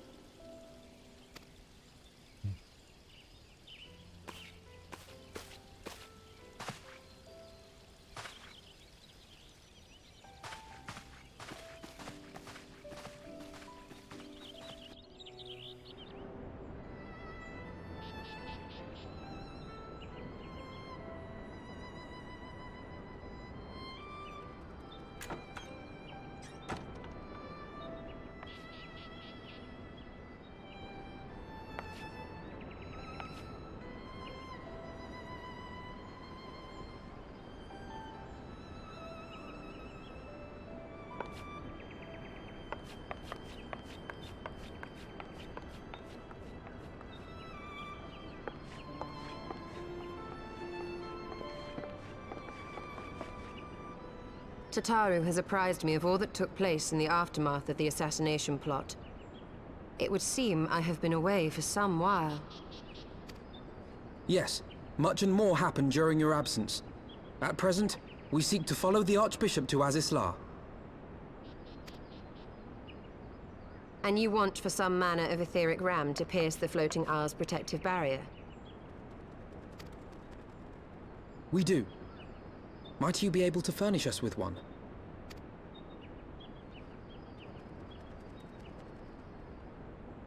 A means to prise open a hole in an Allagan barrier. And one large enough to admit an airship, no less. Nay, I lack the knowledge to devise such a weapon.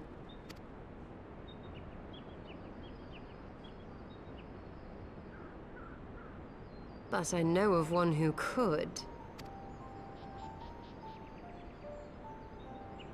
A leading figure in the field of etheric research, and one of the finest scholars ever to grace Sharlayan. Matoya, my former master.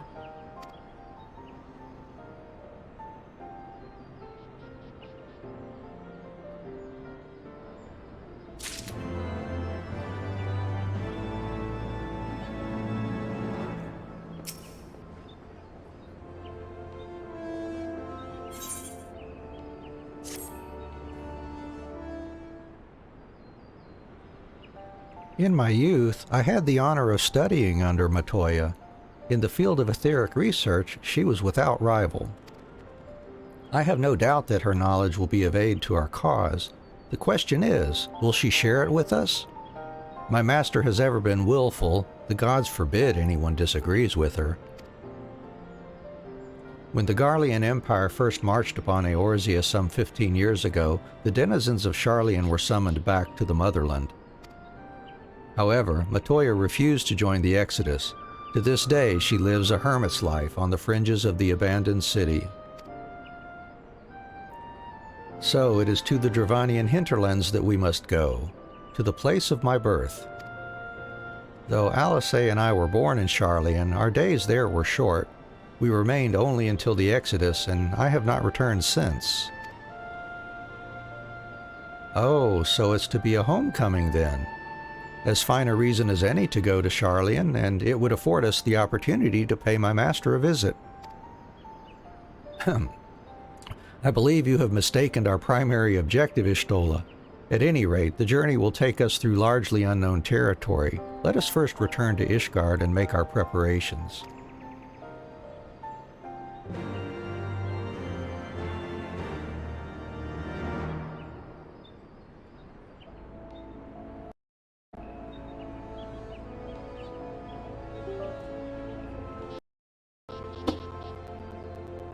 Okay, let's see. We need to go to the Aetheryte Plaza. All right, I'll take this opportunity to go to Limsa and start the crafters and gatherers there before resuming the story then. So I'll have all those crafter and gatherer quests queued up, and we can work on them while we wait for other things to happen. All right, so first one, let's go ahead over to Blacksmith.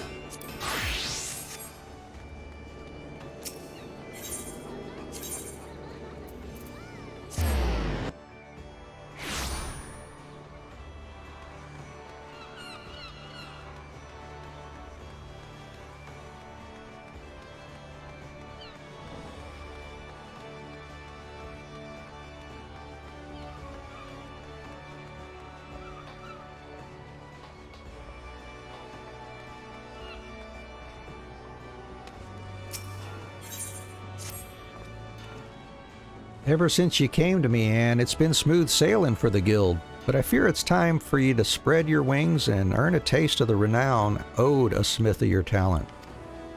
It just so happens I've found the perfect job for you. With proper Ishgardian nobility, some steward by the name of Fremendanes here all sly-like after be very best. Ain't no higher honor for a smithy than winning a name in the land of knights, so I trust you'll hear the man out. He's waiting for you at the winch.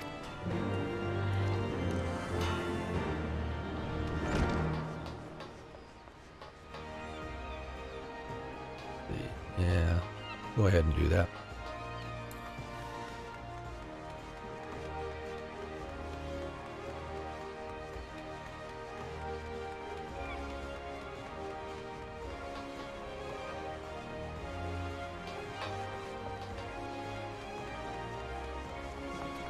I should prioritize the main story quest so it stays at the top of my quest list over here.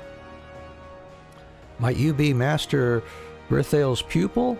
A pleasure, madam. I am Fremendane, steward to House Gervain. How do you do?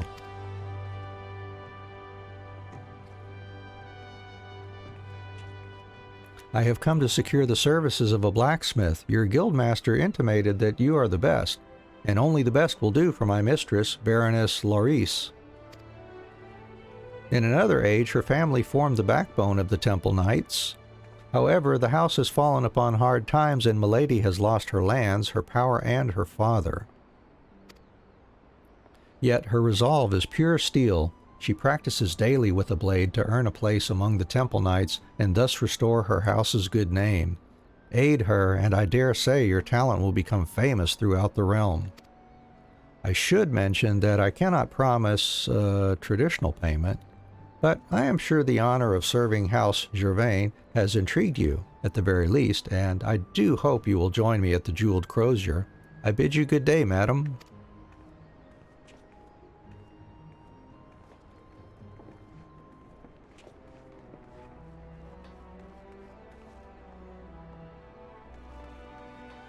Not enough to hire a chocobo home. Well, I can walk and sleep out.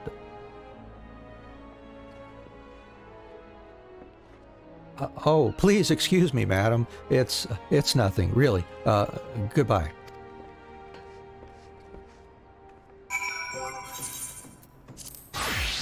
And next, armorer.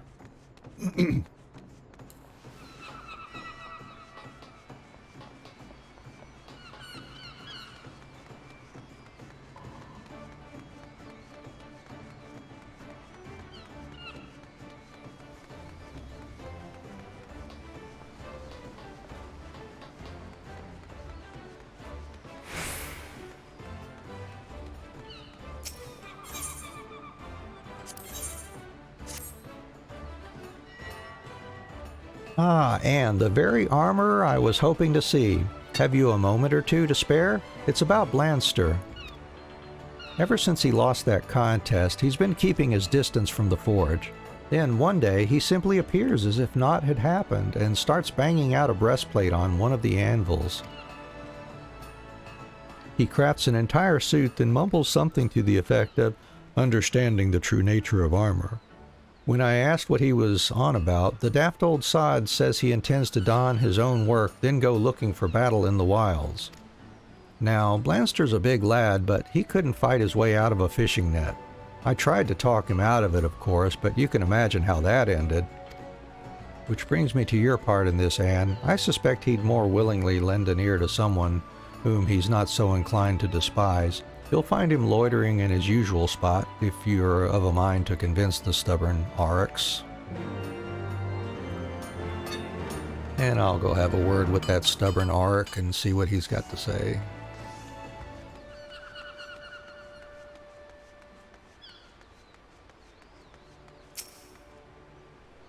Well, look who it is. Listen, lass, I know Hananza sent ye. Just keep walking your own path and I'll walk mine. I've been doing a lot of thinking these past moons, you see, and I finally found me answer. I'll learn the secrets of armorcraft not in the flames of the forge, but in the heat of battle. And if I die in the doing of it, I'll go to me grave with no regrets. Don't try to stop me, Anne. And you can tell that forge master of yours to keep her twitchy nose out of me damn business and all. Well, I guess we might as well go talk to Hananza again then. At least until it sends us somewhere else. So the old buzzard wouldn't listen to you either.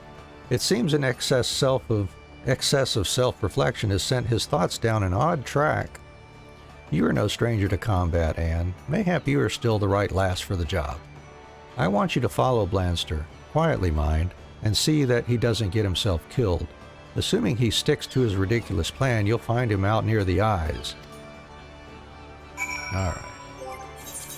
Now let's switch to Culinarian.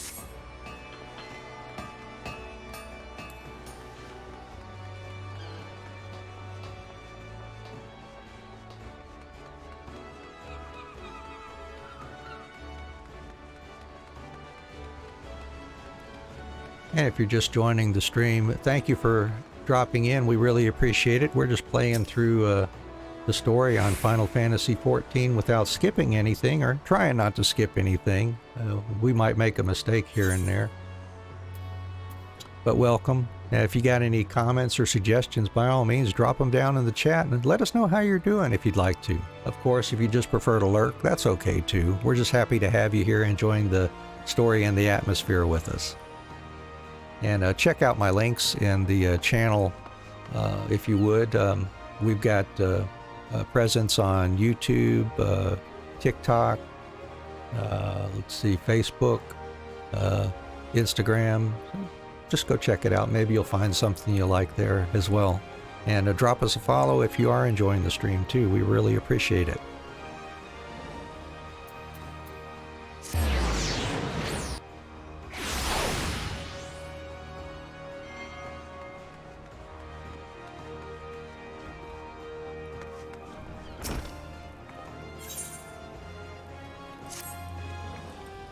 Well, if it ain't Anne. Ever a sight for sore eyes, lass. You've been keeping all the cooking You've been keeping at the cooking, I shouldn't doubt. Skilled as you are, though, I reckon it's a struggle for you to keep things interesting. If that's the case, and you're anchoring for a challenge, might be as I can introduce you to someone. You knows the missing member? It's the tavern what's owned by Roswin, the lady captain of the Sanguine Sirens. Her entire crew's formed of members of the gentler sex, though gentle ain't a word I'd ever use to describe that lot. Any road, the head waitress there's got a task what calls for a consummate culinarian, and yours was the first name what came to mind. If you reckon you might be interested, take yourself over to the missing member and make yourself known to Mel Coco. She'll tell you what she needs doing.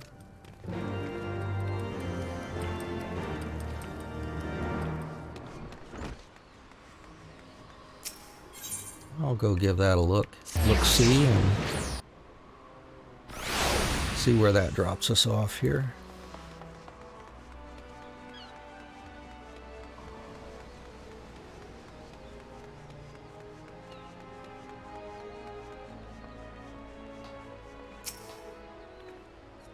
Greetings and welcome to the missing member. Do you have a reservation, madam? You're Anne of the Culinarians Guild. It's a pleasure to finally make your acquaintance. Lingzith has told me all about you. I'm Mel Coco, the head waitress of this fine establishment, and I'd like you to participate in the Delamont d'Or, the most prestigious of all cooking contests. You see, the winner of the previous edition of the contest is none other than our head chef, Hamasi Tia, and he's a right bloody bastard. Well, what I meant to say was, he is an insufferable man. But don't take my word for it. Speak with him for yourself and you'll understand. You'll find him inside the restaurant, doubtless with a self-satisfied look on his face.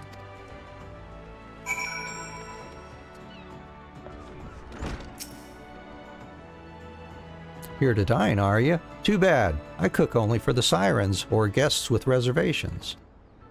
I am busy training for the award ceremony of the Delamont d'Or. As this will be my second victory running, expectations will be higher than ever. Shall I play the unassailable champion, carefree as you please? Or shall I be sentimental in triumph and shed tears of joy? No, wait, now that I think on it, I could also show disgust at the lack of sport. Ah, there are just too many ways to win. Okay, well that's close. We can finish off culinarian then. I trust you now understand my meaning. Every word of his fairly oozes conceit, and it makes me want to shove a hot skillet down his smirking bunghole. Beg your pardons for the language. I forget myself sometimes. Now, as much as I hate to admit it, Hamasi Tia is very good at what he does. Otherwise, he wouldn't have won the Delamont d'Or in the first place, nor would Captain Roswin have hired him to treat her crew. Word of his culinary skills has since gotten out to the locals, and our place is now constantly booked out moons ahead. But all the fame and attention went to Hamasi Tia's head, and these days, He swaggers about as though he were the 12's gift to our taste buds. Why, if he doesn't like the look of a patron, he'll refuse to cook for them, and that's assuming he even turns up to work. Can you believe the gall of this whoreson? Oh, but there I go again with my cussin'. You must forgive me. At any rate, I trust you now understand why I want you to enter the Delmont d'Or, so you can beat Hamasi Tia and put him in his place. Ah, such a heaping helping of poetic justice it will be.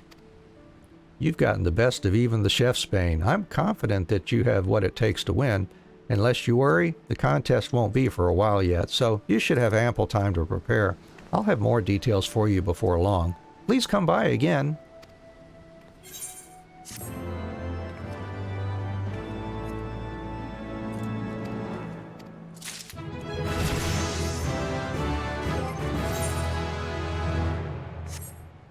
Got muscle memory. All right, let's see. I need to switch out here. There we go. All right, so that's all for culinarian for now. Let's see. Let's do Fisher. Get that one underway.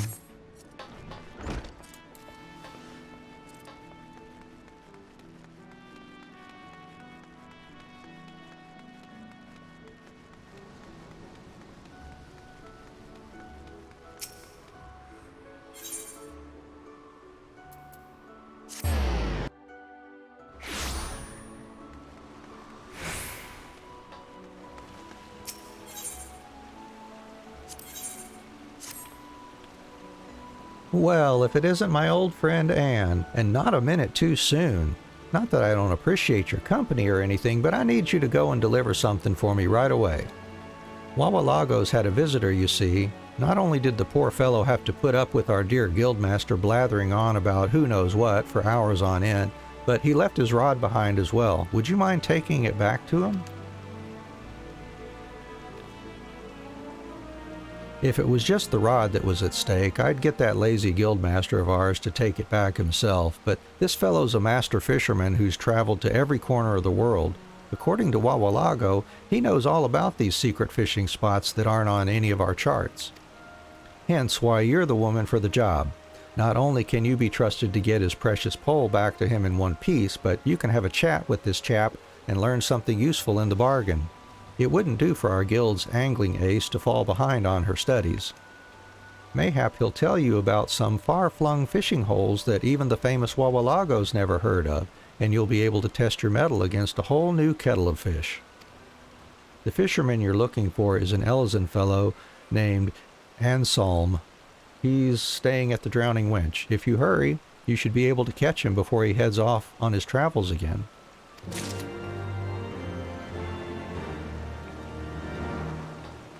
We might as well go hit him up at the Drowning Wench then.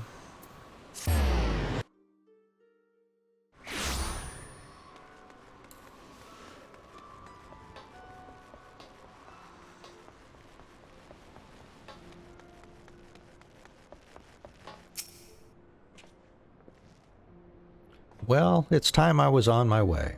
Another pint of Baderon's Peculiar and I'm like to fall asleep in the snow. Oh, hello there. Is there aught I can assist you with? Here's a forgotten rod. Goodness, is that my rod? I left it in the Fisherman's Guild, you say? Dear me, I was having so much fun catching up with my old friend Wawalago that I forgot all about my most faithful companion. I thank you for coming out of your way to return it to me. Are you a member of the guild then? I don't recall seeing your face down in Fisherman's Bottom. Well, you see, it's kind of part-time thing.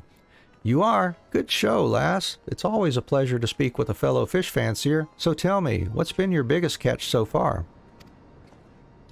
Well, I caught the Maslea marlin for my final quest. Yep, you caught a Maslea marlin. Hold on a moment. You're not Anne, are you? The girl who lifted the fishing ban and saved the guild? Wawalago told me all about you, and in the most glowing of terms. It's a pleasure to have met you, Anne. I wish I could stick around and chat, but it's past time I was heading home to Ishgard. If you're ever in the area, you must come and visit me and tell me about your adventures in angling. Like as not, you'll find me in the Forgotten Night. You could say he's the drowning wench's long-lost lover. Drop in whenever you like, and I'll give you a guided tour of some of my homeland's best spots to drop a lure. Till then, Anne.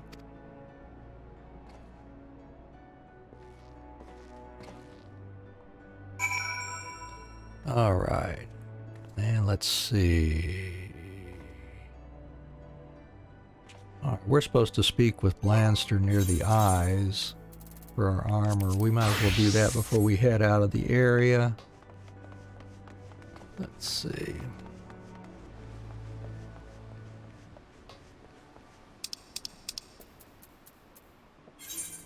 That is in Lower Lanaska.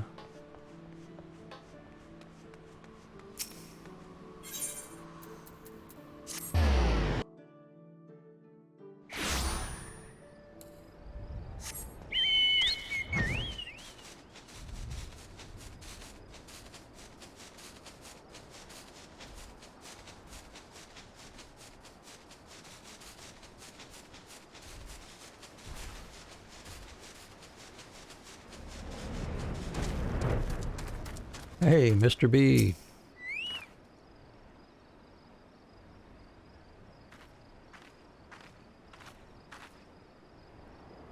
Are you injured? 'Twas fortunate we happened by. You were more like to harm yourself with that flailing than slay your intended opponent. I must say, however, I do admire your devotion to your craft. Mayhap we shall call on you the next time we have need of an armorer. Safe travels, my friend.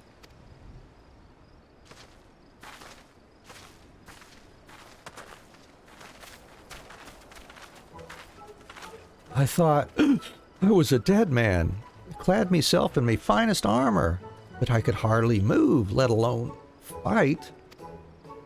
Who'd have thought a rat could give me so much grief? A bleeding rat. Mean little bugger he was. But as I stared death in its furry face, I had myself an epiphany. I've got to get back to the forge and then I'll be ready to try again. Yeah, ready to kill a rat. What are you doing out here anyways? Well, I'll leave you to your business. I can hobble back to Limsa on me own, thanks very much.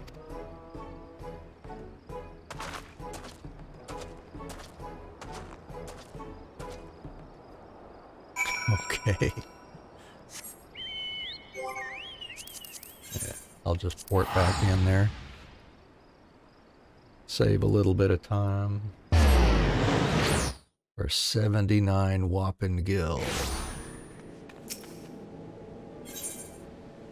And let's see, we need to report to Hananza about that.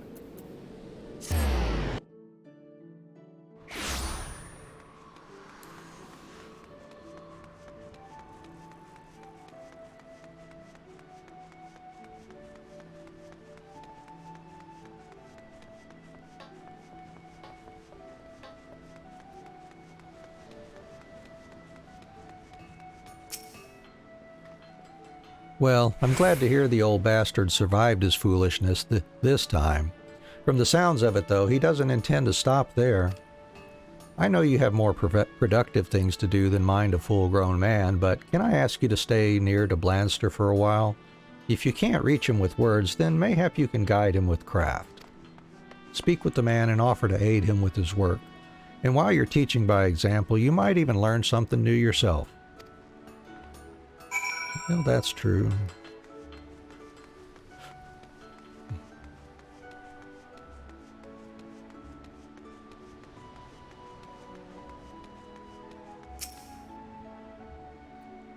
It weren't the most heroic of battles, but even a brief scuffle like that made me realize something. Ain't never spared much thought for the folk what are wearing me armor. Huh? First you try to stop me and now you want to help me? Make up your bloody mind, lass. All right, I'll take you on, but I can't promise as you'll have much to do. I've searched the depths of me craftsman's soul and come out with a whole new view of things. From now on, I'll be putting myself in me customer's boots before I forge a piece. I've mapped me a course and it's a straight run from here to greatness.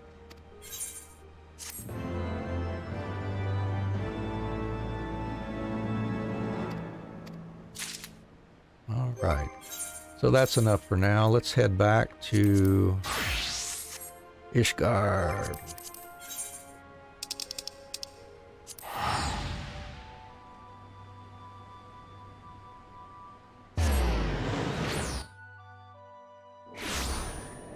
And he is right here.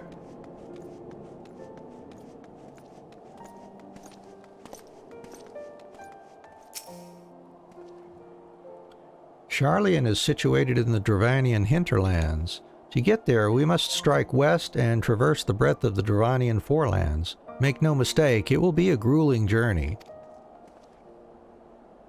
The party shall be comprised of Anne, Y'shtola, and myself. The Taru pray remain in Ishgard and continue the search for our missing friends. Yes, sir. First, let us make for Tailfeather.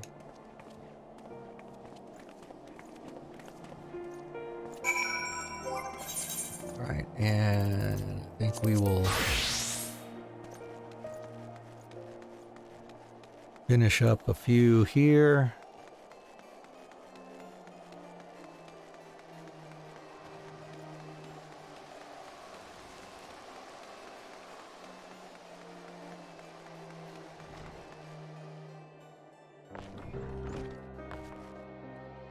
Fisherman. There we go.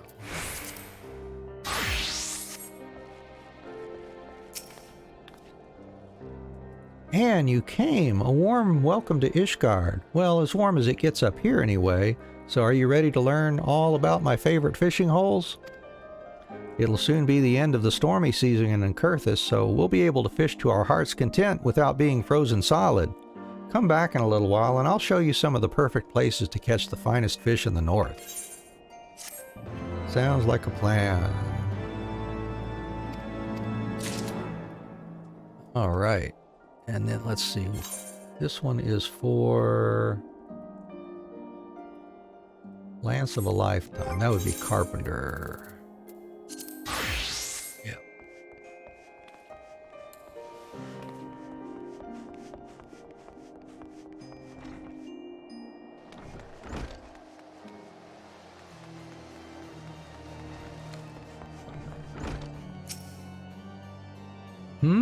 I have been with the Temple Knights for more years than I care to remember. Outlived more than a few whelps, too. So, how might I help you, lass? 7 hells take me. Haven't seen a lance like this since I was a squire. The owners like to be old as me, or dead. Who was that one bloke? Some fool joined the order round when I did, only to get himself killed by Beastkin.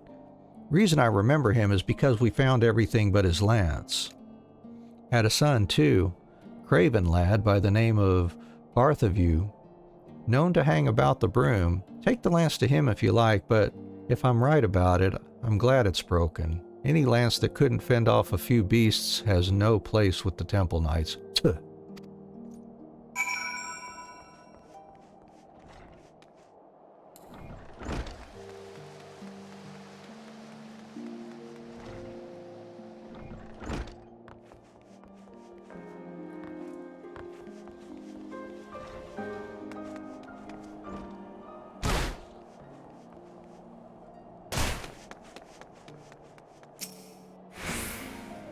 Hi, Bartholomew's my name. What business does an adventurer like yourself have with a lowly soldier like me?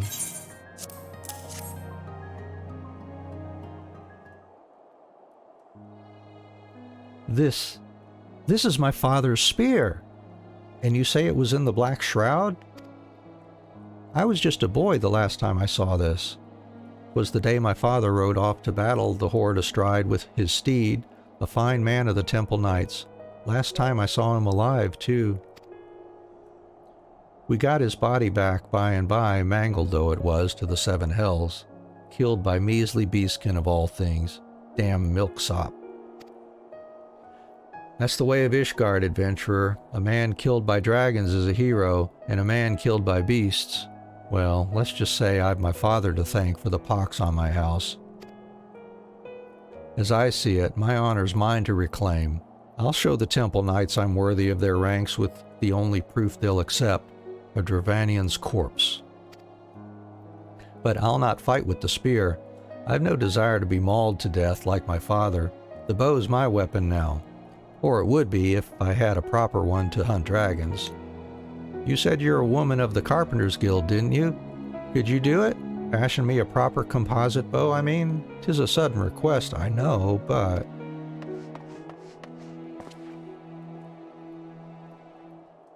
Philippole? One moment, my son, I'm busy, but why don't you say hello to the adventurer? Or not? You'll have to excuse the boy. It's just me and him now. I fear his manners have suffered for it. He's a bright lad, and I'm training him to wield the bow. We'll eat for a week on the fowl he brings home, but I've got no delusions. This is a hard life. I want better for him. But back to the matter at hand. I'm not a rich man, and I don't have the gil to pay for a composite bow, but given time, I can scrape a bit together, and then I'll expect your finest.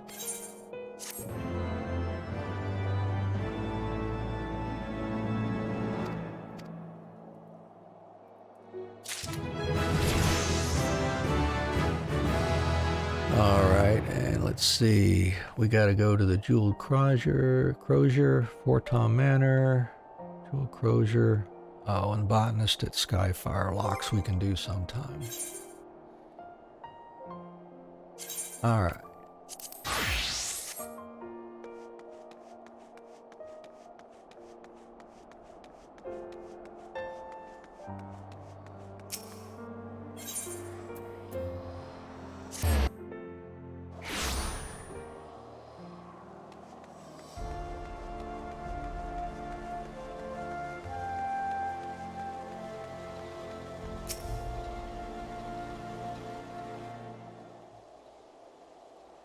Mistress Adventurer, thank you. I promise you will not regret the journey here. I hereby entrust the arms and armor of House Gervain to your able care. Why meet here?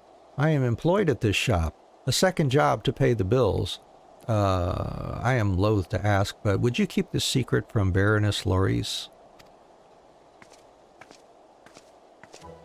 Baroness Lorice.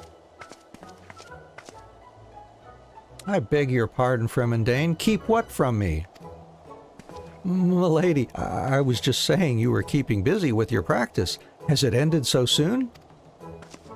It takes rather little time to defeat striking dummies. And who is this? Ah, yes. Allow me to present Mistress Adventurer, a most excellent blacksmith come to serve you. Ah, the rumors of your skill precede you, Smith. I am glad to have you. Fremendane, I am going home. Does the pantry need for anything? 2 pumpkins would be appreciated, milady. Unfortunately, I cannot leave to buy them myself in the middle of work. I mean to say, I cannot leave before explaining the smith's duties to her. Very well. The shops of the broom grow cheaper near closing, yes? Hopefully the difference is worth the walk.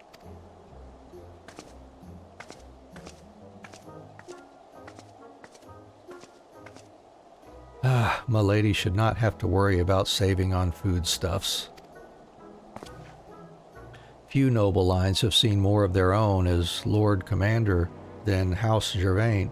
Baroness Lorice's father was himself a renowned knight until... Well, to give you an idea, the house once employed hundreds of servants. I am the only one left. Sir Gervain did not tumble from knighthood. He was pushed, and his family lost much in his fall. To make matters worse, the calamity claimed his life, but his dreams of seeing his house's name restored did not die with him. Milady carries it within herself, and she is without parallel in her conviction. Why, in my eyes, she is Saint Phinia come again. And she is so close, Mistress Adventurer. Ishgard will hold its grand tourney soon, and the who's who of the Temple Knights will attend. They will extend knighthood to the champion. If that is to the Baroness... Yet, as good as she may be, she wants for refinement in her techniques and equipment both. But with a master smith's aid, I know she can shine. Ah, but you must be tired from your journey. All this can wait until you are rested.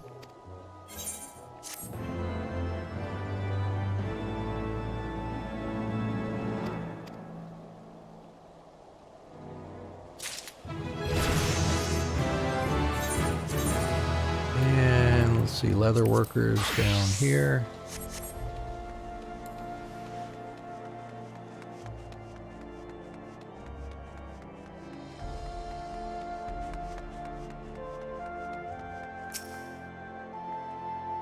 Welcome, welcome to Eld's House of Excellence. Our signboard is newly hung, but I promise you'll find no finer leather work in all of Ishgard. Here are some guild samples. Oh, the guild representative. I beg your pardon, miss. I did not expect you so soon. If you will allow me to look at your samples. Goodness, Fenil's finery puts my best to shame. These will sell splendidly. Please, deliver your guildmaster my compliments and an order for 1,000 circles of leather. Well, you see, we can't quite do that. You can't? No, you have the right of it. I should have known filling such a large purchase would mean a great loss of life in the Black Shroud. I'm very new to this, honestly. Could you help me? Oh, excuse me, that was rather forward. It's just your hands. They're the hands of a true artisan, calloused but strong, deft. I'm a poor leather worker myself, and I could use an experienced advisor, someone who can give me a fresh perspective. And we are all in dire need of a fresh perspective. But I should let you draw your own conclusions, shouldn't I? Please, go and speak with the shopkeepers around here as a customer. I'm certain you'll see what I'm getting at. Okay, well, let's chat with some of them then. Ah, my dear miss, what house do you serve? Oh, I see. Shopping for yourself, eh? Well, my wares are most reasonably priced. In fact, I take great pride in delivering the cheapest of goods to the low-born. I will not be undersold.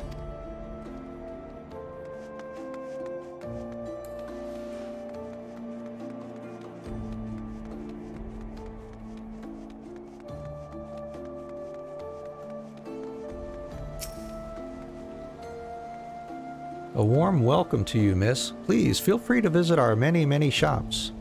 From highborn lords to working commoners, we strive to accommodate everyone's needs. But one word about the cheaper merchandise. If it seems too good to be true, it most likely is. Good advice.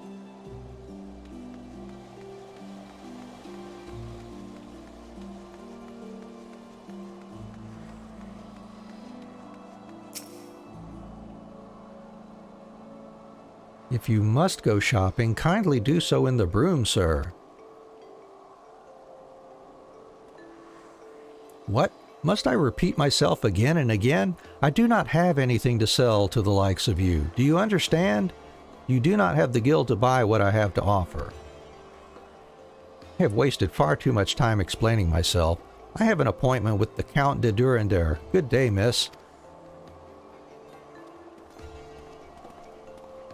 All I wanted was to give me daughter a nice dress for her name day. I've even got the bloody gill. Why can't the poor get nothing nice, even if we got the coin to buy?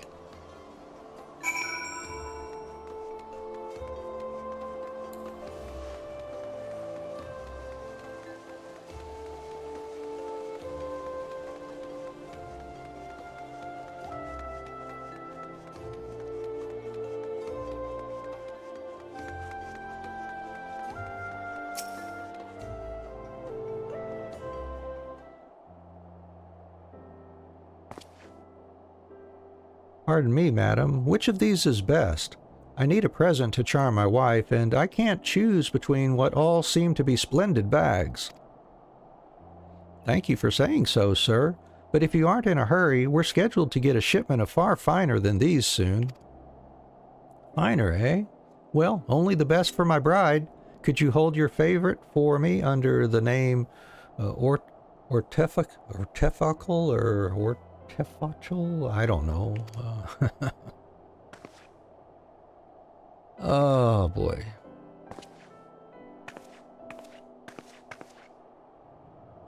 Ah, how did you find the shopkeepers? Something in their attitude struck you as amiss, yes?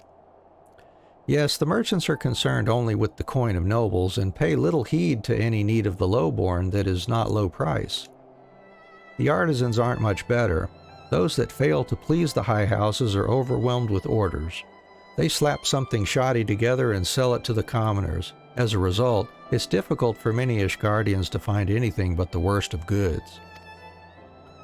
But why, I ask you, is a commoner's coin less than a lord's? Shouldn't merchants offer high-quality products for everyone? I believe we should. We all deserve well-made goods that are within our budgets. So I opened this shop for all Ishgard, from the Hopland to the Broom. Not everyone shares my belief, but if you see the value in my ideas, I'd love to have your expert advice. I do hope we meet again, my friend. Yeah, tell me about it, Lily. Those names, they seem to draw a lot from the French for most of their names, and I never studied French, so I'm really not sure about the pronunciation on a lot of these for sure. We'll just make our best guess and say them however sounds right to us, I guess.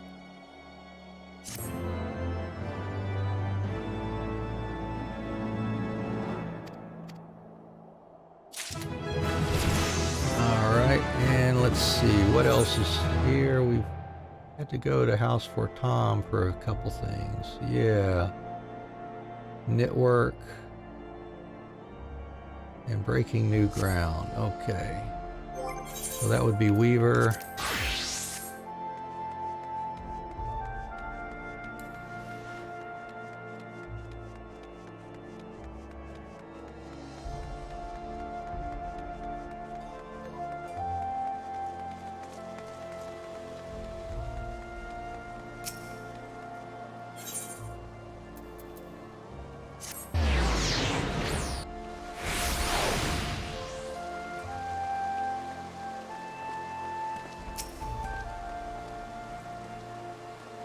Have we worked for a weaver? No, lass, I'm afraid we've not got the gill for such now.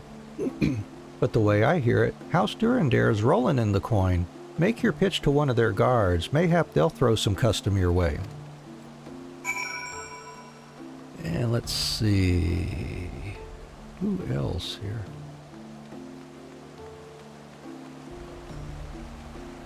What was this one for? Oh, that's for minor. Okay. Go ahead. What brings an adventurer to our doorstep? A sooty envelope does. Of course, the expert from the Miners Guild. Welcome, miss. Welcome. You are one of a very few outsiders with the honor of serving House Fortom. Indeed, the Count has but recently seen fit to hire foreign sellswords for their experience and knowledge of other lands. You are to work with Ocean's Raiders, one such company under our banner. Their captain, Haemerick, can be found between jobs at the Forgotten Knight. No doubt he is enjoying the excellent ale. All right.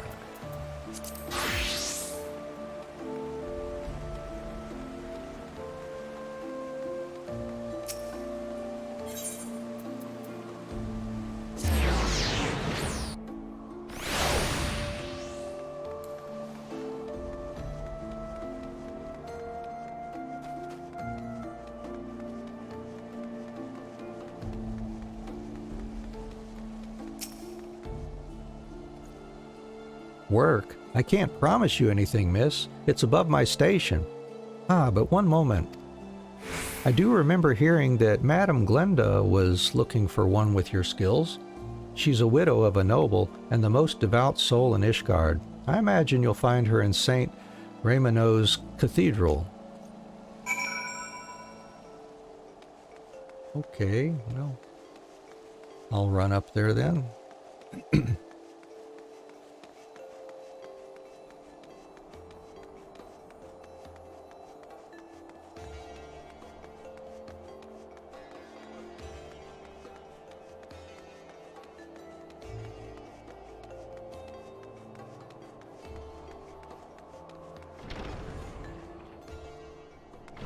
Oh, you took Latin too. Yeah, I had What did I do? I did 2 years of Latin, actually, I guess.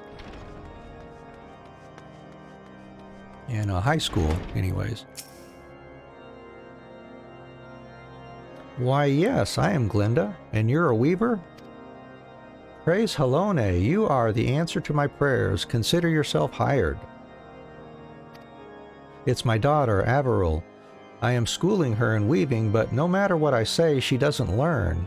I have spent moons working with the child to no avail.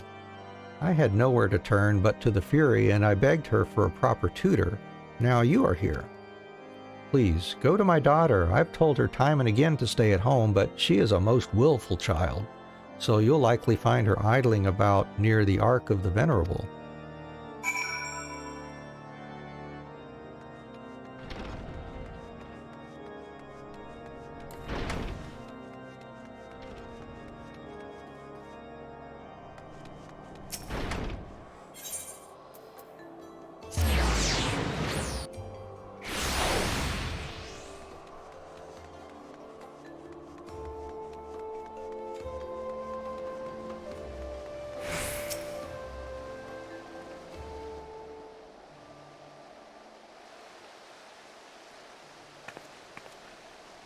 Yes, I'm Averil. Did Mother hire you? A pleasure to meet you, then. I was just taking a breath of air. It's so delightfully fresh here, unlike my stuffy old house. Honestly, I can't stand being stuck indoors. It's always been just me and Mother. She lost Father to the war and took comfort in religion, but now she's only ever at the cathedral praying, or at home telling me how to talk, how to dress, how to act. I wanted to be a Chirurgeon to the knighthood. I'd even gotten quite good at conjury, but would Mother allow it? No, it wasn't maidenly enough. Instead, she saddled me with this insufferable weaving, no offense. Yes, I know she's worried about losing me, but I ask you, what harm is there in me leaving the house? She's trying to keep me trapped in her little bloody cage for all my life.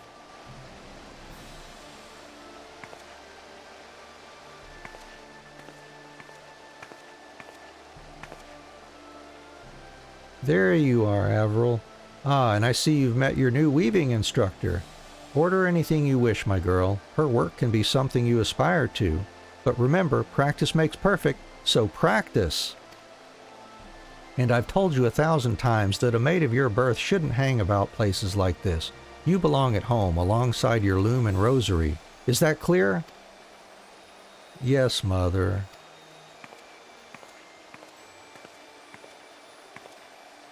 What am I to do? I can't say no to her. She's sacrificed so much raising me by herself. But I can't live like this forever. So I'm forced to lie. My needlework isn't so bad in reality, but if she knew that... I've no intention of studying under you, kind as you seem to be. I simply have no need to. But since Mother already has you on retainer, I suppose I could do with some new clothes, and my skills aren't equal to yours. So when I find an article I can't make myself, I'll be in touch with my order. Until then...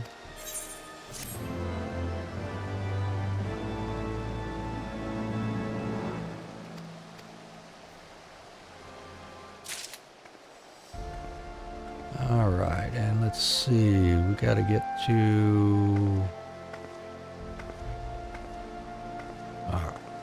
one more over at the Forgotten Knight to finish up Minor, and the others are outside elsewhere.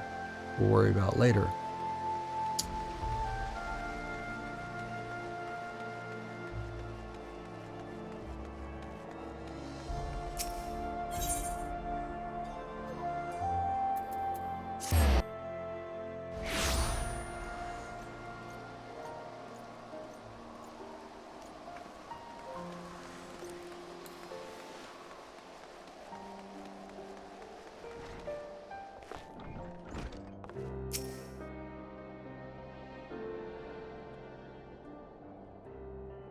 You're the one come to help us with the mineral survey? Pleasure to have you, my friend. I'm Heinrich, captain of Ashen's Raiders. You'll like working with us. Me and the lads, we take pride in what we're doing. Wars are lost for want of resources as often as for want of valor, and we can't all be dragon slayers. That attitude's won us the Count's trust, so when the jobs come down from House Fortam, I'm the one who decides how they get done, which is to say, my word's the only one that matters. Are you willing to take orders from me? Sure. Haha, good lass. Of course, I'll keep you clear of monsters and the like, but Trouble's got a nasty habit of finding us raiders. The time might come when you've got to swing that pickaxe in self-defense. There's all manner of wild beasts out there. Leave 'em to the captain and me. You just worry about not pissing your own britches. Ha ha ha. Excuse him, Anne. He's just young. And stupid. Very, very stupid. He's so new to this life that he's almost got eggshells stuck to his fat little head, so we call him Hatchling. Captain's got fun nicknames for all of us. Tradition, he calls it. So, what's yours to be? You're a professor or something, right? So, what about Professor? Bloody simple, isn't it? But that'll make for easy remembering. All right, Professor, it is. And that wraps up your initiation. We've nothing to do for the time being. The job will come from House Fortam soon enough, though, so make yourself ready for when it does.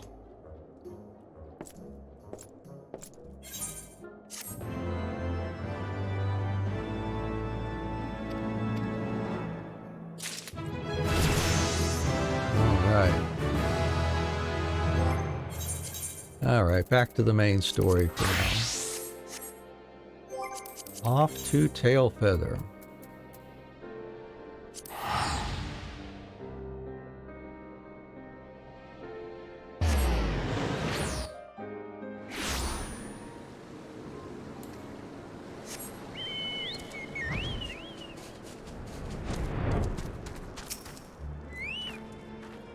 A long soak in the life stream followed by a long journey. I would not recommend it to anyone. But rest assured my strength is returning to me. I shall be back to my former self ere long.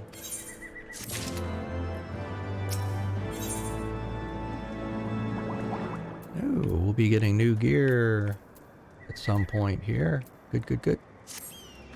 I believe I am sufficiently rested. Let us continue west to Sharlayan. Once we descend the mountain path, we will arrive at the Dravanian hinterlands. From there, it is but a short distance to the city. Be warned that we shall be passing through Nath territory. We must needs be wary of them and the dragons both.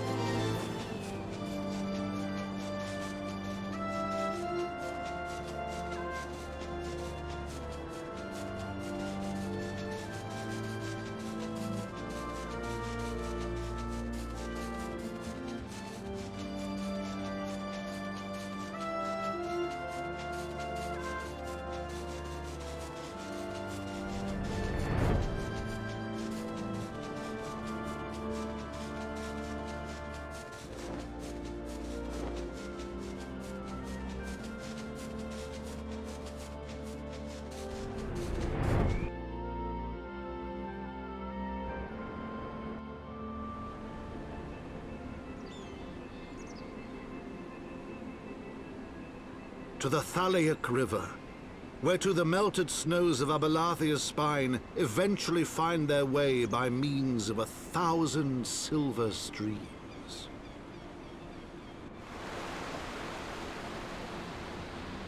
Whose waters have long nourished the Dravanian hinterlands, and so provided for a settlement of learned souls from across the northern seas. To the city of Sharlayan, that great seat of knowledge now abandoned by her keepers, they came.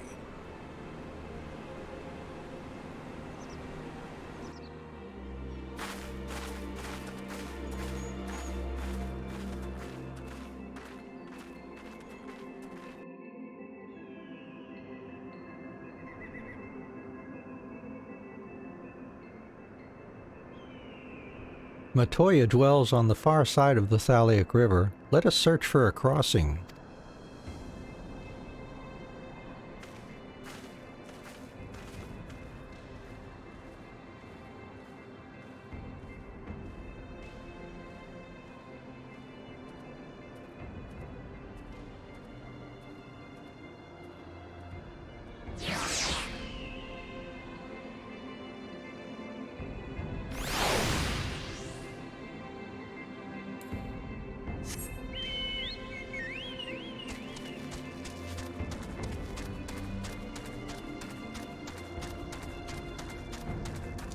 Hey, there's our first ether current.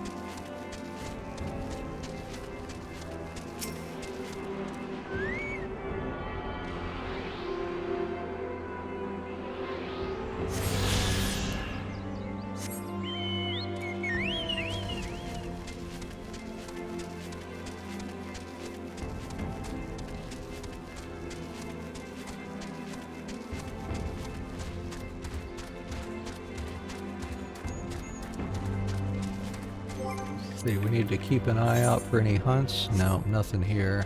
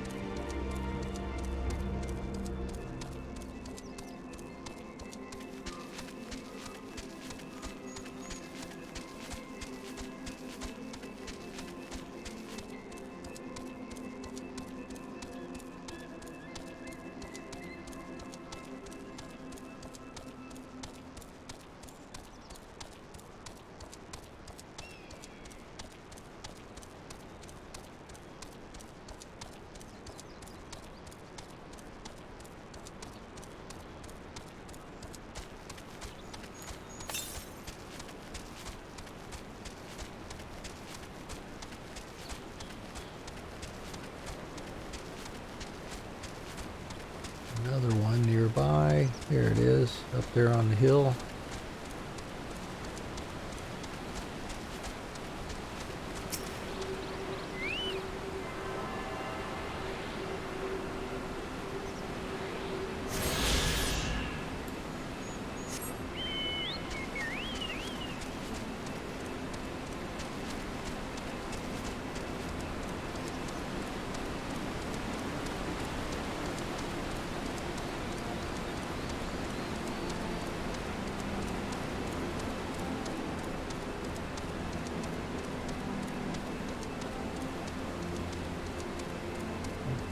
Tag this summoning stone just in case.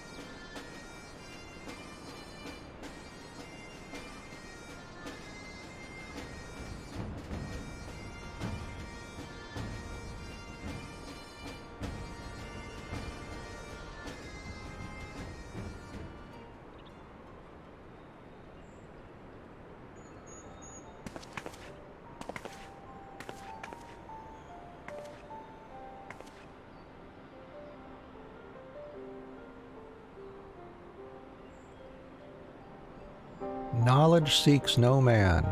So says the motto of Sharlayan engraved upon yonder stone. The meaning is simple. It falls to us to seek enlightenment. During the 6th astral era, at the turn of the 13th century, men from the northern nation of Sharlayan journeyed across the seas to Eorzea in search of knowledge. Upon arriving at these shores, they established a camp for their scholarly endeavors.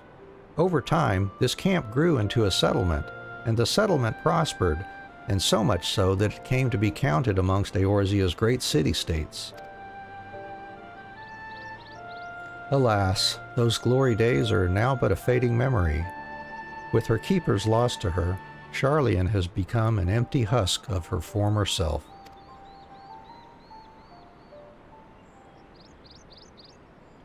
Uplander is mistaken. Sharlayan has new keepers, is on cusp of new age of glory.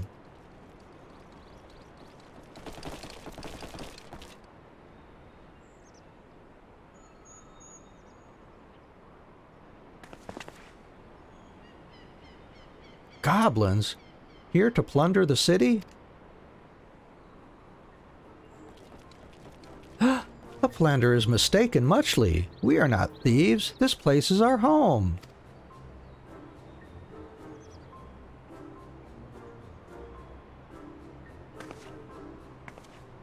Your home? When last I look, it was mine and Alphino's. We were born here.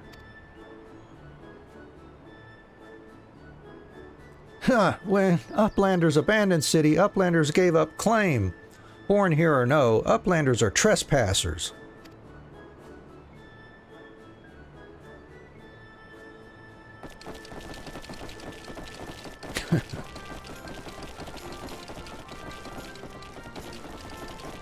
My friends, please! We did not come to dispute your claim to this land. Our purpose here is peaceful. We desire but to cross the river. Be calm, I beg you, and let us speak like the civilized folk that we are. Surely we can come to a mutual understanding.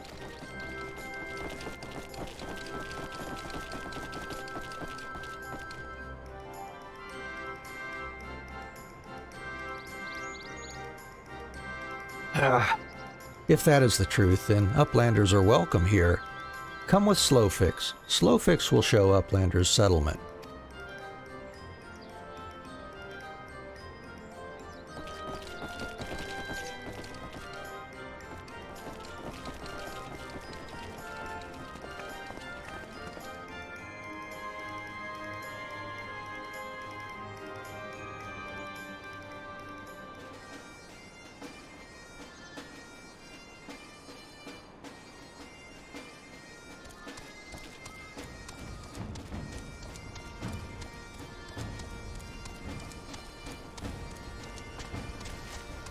Let's not forget the etherite.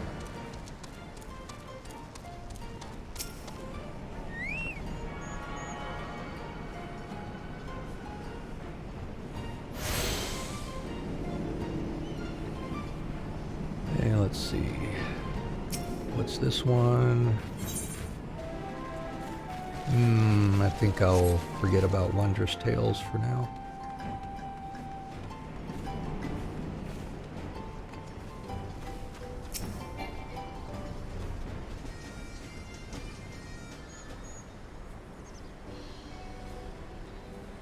Here is the heart of settlement. Name of Idleshire.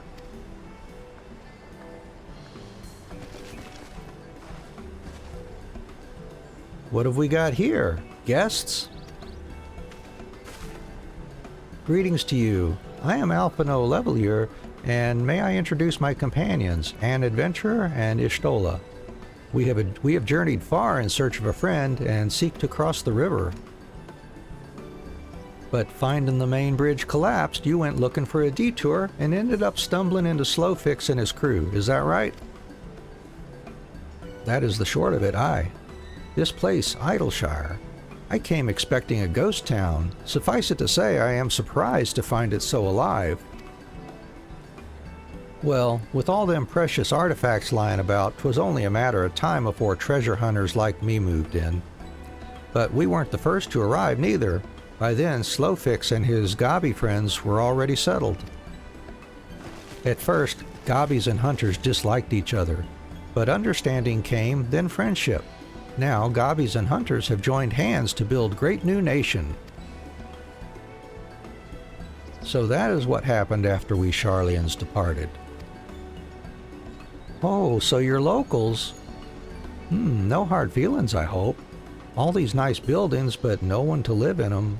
Felt like a waste, you know? We've been trying to put the place to rights, and things have been going well for the most part, but it ain't all smooth sailing. Not to sound ungrateful, but the traps your people left lying about are a bloody nuisance. And there's the Illuminati harrying us day and night. Slowfix has bright idea. Uplanders desire mutual understanding, yes? Best way to understanding is helping one another. Help citizens of Idleshire. And Uplanders can be citizens too. Citizens are free to cross river. Well, I am not aware of a quicker way to reach our destination. Let us assist Slowfix and his people.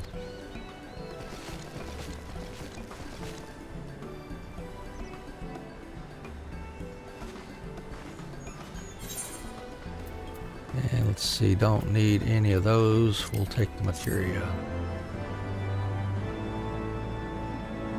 Or I guess we could pick one and sell it maybe, but who knows. Golems be gone. Level 58 quests finally. So, Uplanders agree to help? Good. Here's what Slowfix wants Uplanders to do. Many golems prowl Idleshire, get in the way of expansion plans. Slowfix wants Uplanders to eliminate golems. Uplanders are Sharlayan, yes? Sharlayans should know best way to deal with creatures. So, we are to eliminate the golems. That should be a simple enough affair. The automata were employed as sentinels and by design can be unmade with a coded command. At the time of the Exodus it was noughts and crosses, and I see no reason why it should not still work. Let us divide the task between the three of us, the quicker to be finished with it.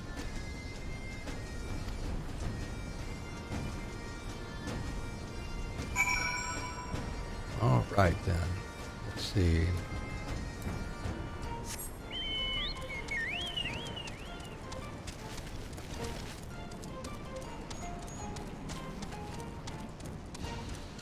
There's Alphino working on his there.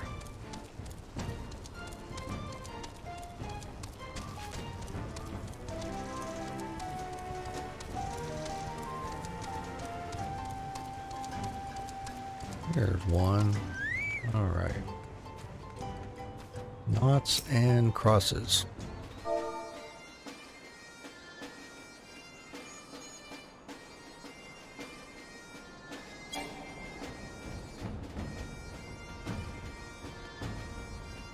I misspelled something.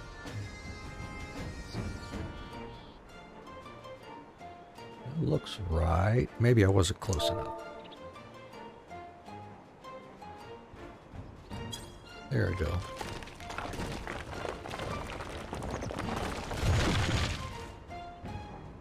With a shudder, the golem crumbles to pieces.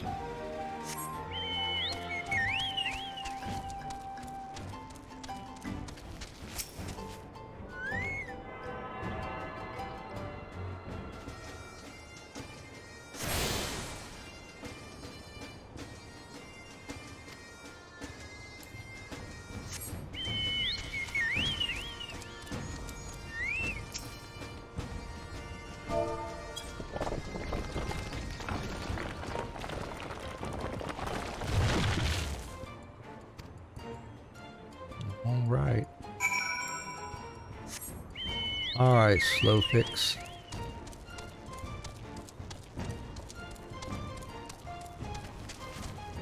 And what's this one here? Top marks. Oh, okay, we ought to take that one in. So you're the famous Anne, are you? The clan's all abuzz with talk of the brave young adventurer who's joined our ranks. But tell me, how is it a storied young lass like you's only approved to take on level 2 marks? Scared of getting that pretty face of yours scratched, are you? Well, it's up to you, but if you've got the stomach for a new challenge, you go back to that inn and tell Ardelane that Eloi says he's holding you back. If he doesn't approve for you for more advance marks, he'll have me to deal with. Alright, well, we can do that at some point, too.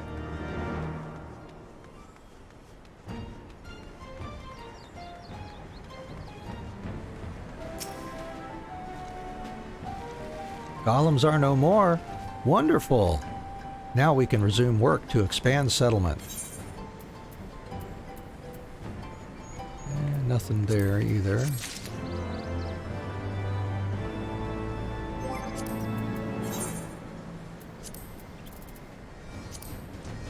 Keeping up with the Alia pose? Yeah, that's not the one I want.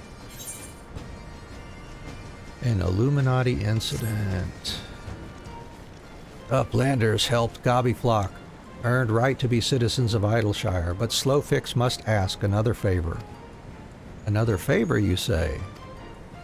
Short time ago, dear friend of Slowfix ventured into Illuminati territory. Illuminati are nasty goblins, show no mercy even towards Gobbykin. Slowfix fears for friend's life. Please find friend before Illuminati do. I am suddenly taken by a sense of foreboding. Be that as it may, we cannot turn a blind eye. Let us make haste and find Slowfix's friend.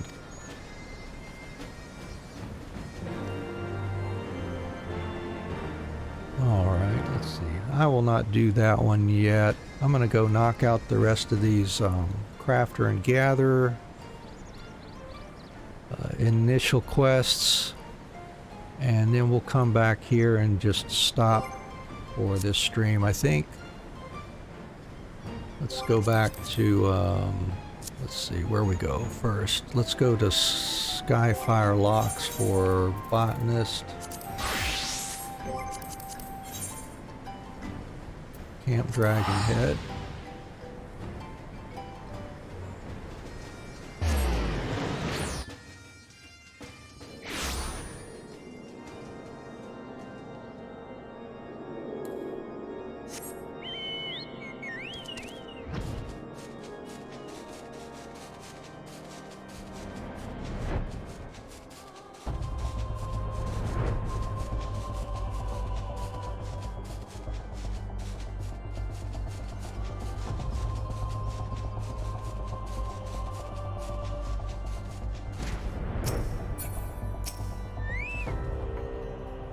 I have been expecting you, Anne.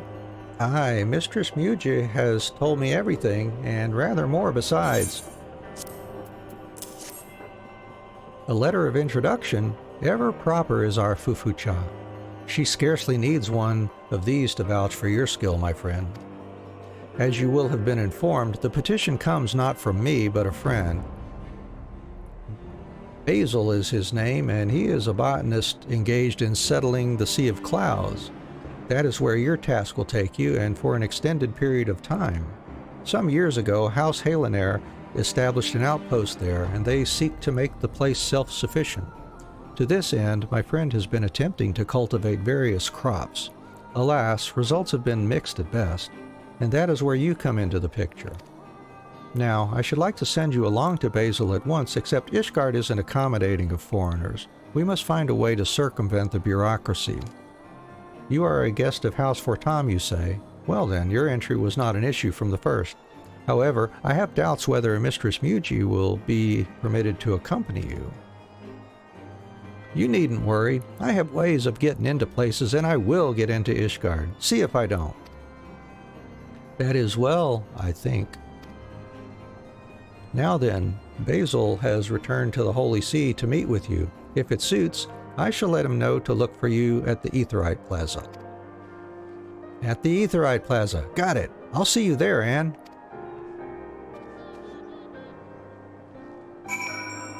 Alright, and then... oh yeah, I could have finished up this goldsmith here in Uldal while I was there, it looks like. So we'll go back. Knock that one out.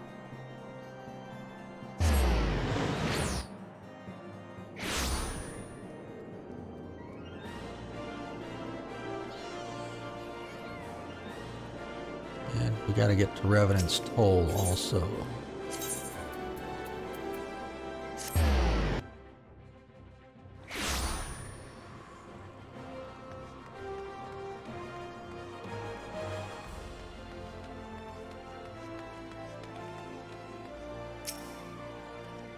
Adventurer, is it? I am Marcel of Esthames. Charmed, I'm sure. Doubtless you have already heard from Mistress Serendipity, and in far too many words. I will be brief. A most important client of mine has commissioned a work of supreme significance, and you will have the privilege of contributing to its creation. Note that I say contribute.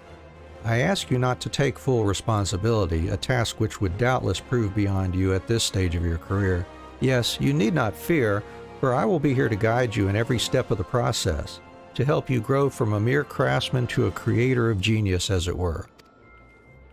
With that, let us get down to business. The order comes from the wife of a high-ranking officer of the Immortal Flames.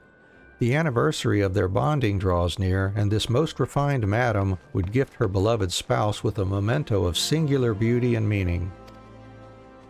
As the lady tells it, her husband is a hardened warrior who, despite his lofty rank, rarely leaves the front lines, where he tirelessly leads his men against the Amalja. Their anniversary day will mark a brief but welcome respite from the battlefield, his first in moons. As for the exact nature of the gift, she entrusts this entirely to us, as my clients are wont to do. Most believe that no mundane idea of their own could compete with the sheer genius and inspiration of Esthames' agents and artisans, an assumption which is true more often than not. But what shall we create, huh? At times like this, I think back to the words of my mentor, a renowned goldsmith I had the honor of working with when I first came to Esthames some years ago. To give form to that which is formless, and breathe a warm, beating heart into the coldest of metal, this is the goldsmith's true calling, the master would always say. His words have never failed to inspire me, and I trust they will do the same for you. And yet, rare indeed is it that inspiration comes entirely from within.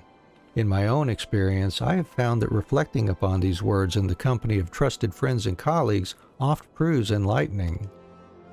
Being a woman's gift, perhaps Mistress Serendipity and Miss Momodi at the Quicksand might have some insight to share. What say you consult them and return here with your impressions? Oh, only if they don't talk as much as you do. Boy, oh boy.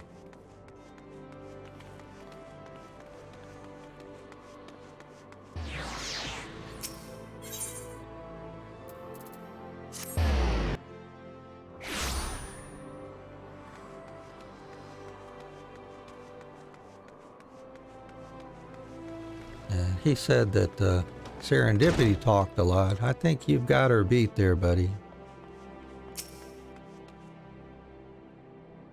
If it ain't Anne! Wait, don't tell me.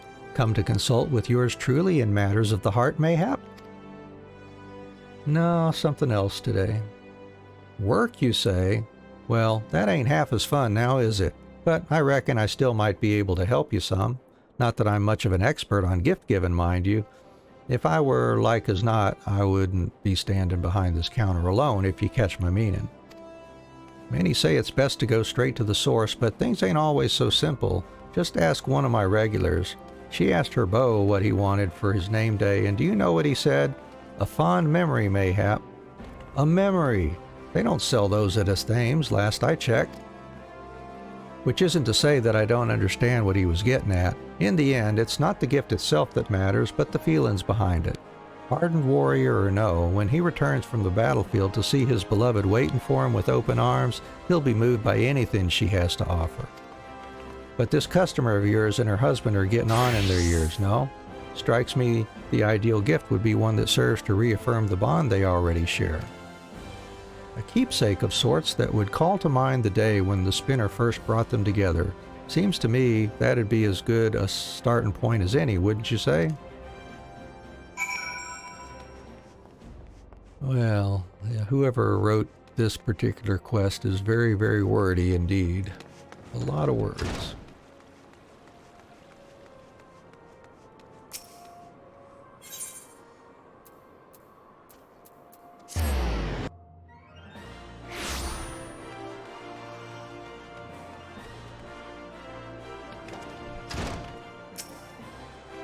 Oh, Anne, back so soon? I trust you've met with Marcel, yes? Is he still wearing that silly monocle? He says it's to make him look more refined, that he might better impress his customers. Just between you and me, I find it oh so slightly pretentious, but... Oh yes, do tell me about your assignment. To give form to that which is formless, and breathe a warm beating heart into the coldest of metal. Why, that was the very challenge my master posed to me when I set off on my own as a goldsmith. It would seem his words resonated deeply with Marcel as well. To realize that ideal as one's own work is the sign of a truly first-rate goldsmith, or so my master always said. That said, it is quite the riddle, is it not? That which is formless. Riddle schmiddle, colors, scents, songs, why, I could name 1,000 formless things in the time it would take for you to get your hammer out of your... You can stop right there, Gigi. That said, there's at least a smidgen of truth in what he says. There are all sorts of formless things that could be given form, which means that there's no single right answer. Form to the formless. It's up to you to find an answer to this riddle that will use your talents to the fullest and please your customer to boot. But if anyone can do it, Anne, you can. Why, I can scarcely wait to see what you come up with.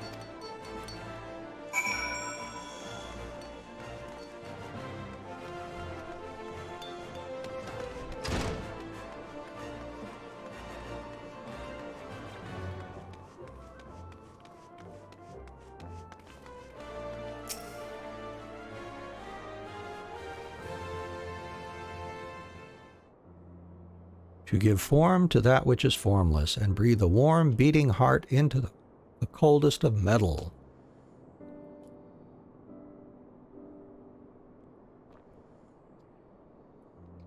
Well, adventurer, I trust you have given these words due thought since last we spoke. And here's what I think. So you have spoken with Mistress Serendipity and Miss Momodi? Excellent. I would have your thoughts on... but that can wait. Our client honors us with her presence.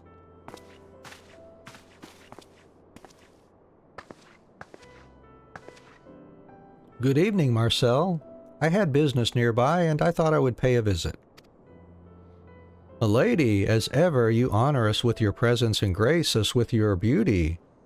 And you could not have picked a better time. Allow me to introduce Miss Adventurer, the goldsmith who will be assisting me in the crafting of the masterpiece to be you have ordered. To give form to that which is formless, and breathe a warm, beating heart into the coldest of metal. Such is the ideal we at Estame strive to achieve with our work. A color, a scent, a melody, all lacking in form but indelibly tied to our memories. The artistic process continues to unfold as we speak, but you have my word that the finished product will be fit for one of your surpassing aesthetic sensitivities. And I am pleased indeed to hear it, but if you're trying to win my favor with those flowery words, Marcel, I fear I'm already spoken for. But speaking of memories and melodies, my husband and I have always shared a love for the ballads of the songstress of Ul'dah. Do we all not share such a love, my lady? And yet, I fear that even the most skilled goldsmith would be hard-pressed to give form to a piece of... But wait! I've got it! By Nald and by Thal, I've got it! A music box! A music box of gold! How simply divine! A music box that would play a melody from our younger days. Why, I could not have dreamed up a more perfect gift in 100 years. Your words hearten me, my lady, but I must give credit where due. It is a stroke of inspiration that would not have come to me without the assistance of Miss Adventurer here. Into a vessel of the purest gold we shall carve a melody that will carry you and your husband back to that precious day when the spinner guided you to each other. I fear I must ask for your patience a while longer, my lady. Rest assured that we will spare no effort in creating the perfect gift for your most special of days.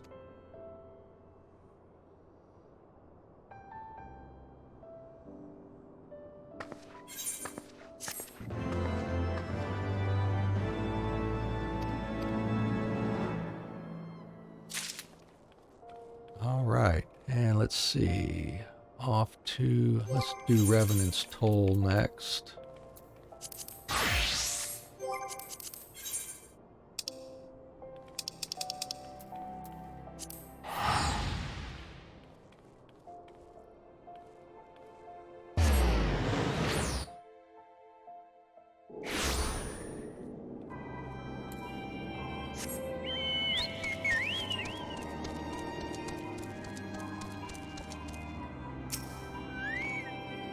I can't talk just now, miss. I'm waiting for a letter from the Alchemists Guild. Damn thing should have been here by now. You mean this letter? You're Severian's assistant? How do you do, friend? I'm Wiltwake, and this is my companion, Shanine. Now, what does your guildmaster... Aha, just as I suspected. Alchemy. It's a queer business, this string of disappearances. There's some crew on the loose, I tell you. But that's all we can say. They've stolen from sealed coffers and snatched men from locked rooms. But how? Why? We don't even have a clue what they do with their victims. Though perhaps Severian has given us one, he identified our evidence as an alchemical catalyst. Whoever our villains, they're using your arts, friend. So it's a bloody good thing you're here to help. You're just the messenger, aren't you? Will he be coming later then? The consultant we asked for? No, there's a note from Severian. The woman I've sent is the guild's finest. She has earned my trust and admiration as an assistant, and I have no doubt she will be of the utmost help to you.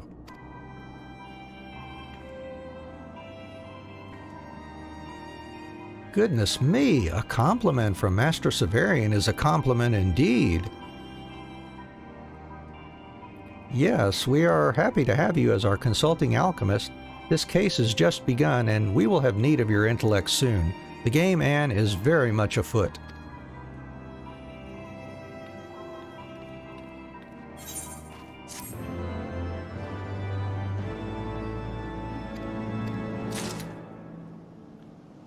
And what did I see up here?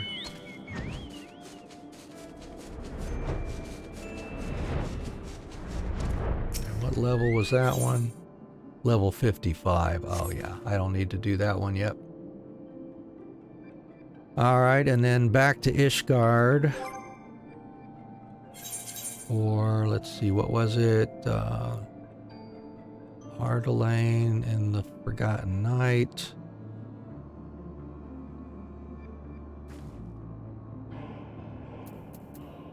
And Yura, the Plaza.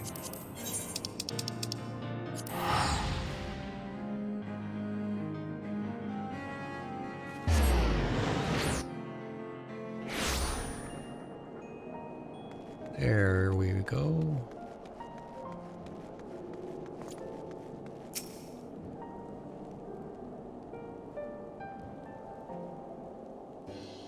What took you so long? Your client's been waiting for the better part of a bell. Curious how I got into Ishgard, I shouldn't doubt. For now, let it suffice to say, if anyone asks, I'm your retainer.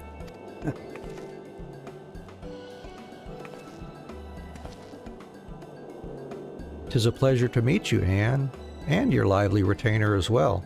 I'm Basil. Thank you for making the long journey to Ishgard, though we still have some ways to go, to be sure. As I'm sure you've been told, I'm a botanist at Camp Cloudtop. We're heavily reliant on supplies being brought in by airship, but I'm trying to change that. Unfortunately, my ventures into farming haven't yielded the results I had hoped for. And so I reached out to Rodaloin, who then reached out to your guild. I'll be turning to your abundant knowledge and skilled hands both. In case you're wondering, I haven't any work for you just yet. Today's a meet and greet, as it were. When I've got a specific request, I'll send word by way of your trusty retainer. And a trustier retainer there has never been. I shall convey all your messages without delay. I'd be much obliged, miss. Now then, I'd best be getting back to my work. I look forward to seeing you again, most certainly at Camp Cloudtop.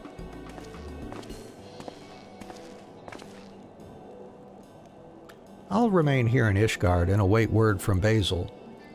Please come by whenever you can spare a moment from your busy schedule.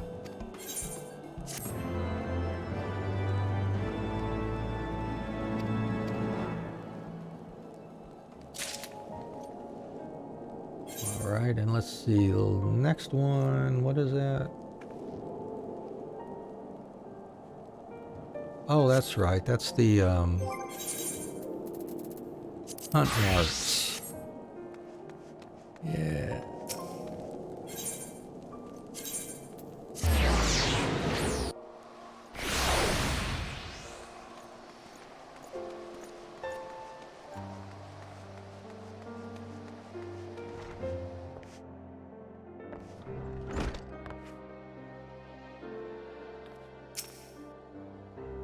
Oh, so you've met Eloise, have you? Well, if she says you're ready for level 3 marks, it ain't worth arguing. Just make sure you're well prepared before you go after one of these beasts. They're more dangerous than anything you've hunted so far. The rewards are bigger too, provided you make it back in one piece. Any road, go and have a gander at the clan hunt board. So long as you understand the risks, I'll let you pick any level 3 mark that takes your fancy.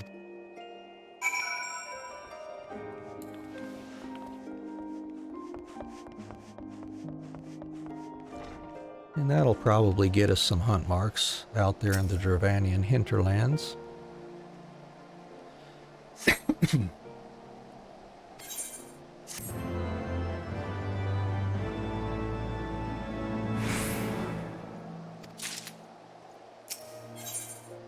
And we can take level 3s now. And it looks like it opened up this other one here.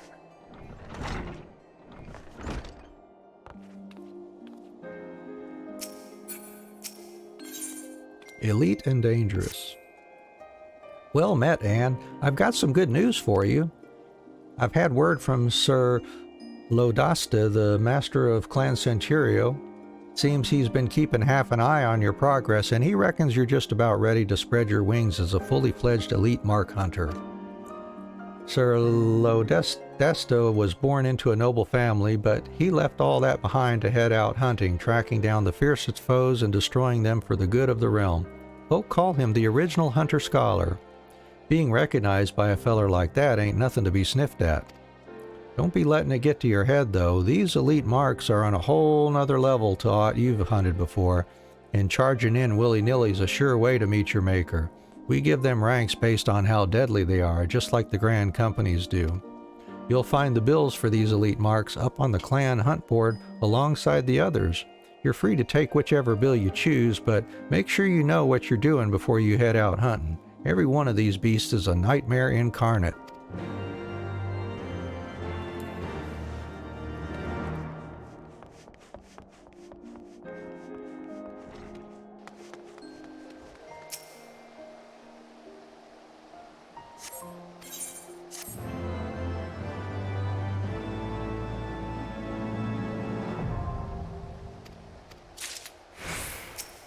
And let's pick that one up. What is it?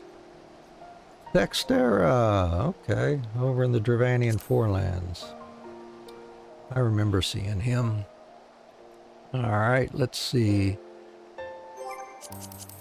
So now we will just port back over to Idleshire and close down for this particular stream. I'm going to look for one that we can raid into here.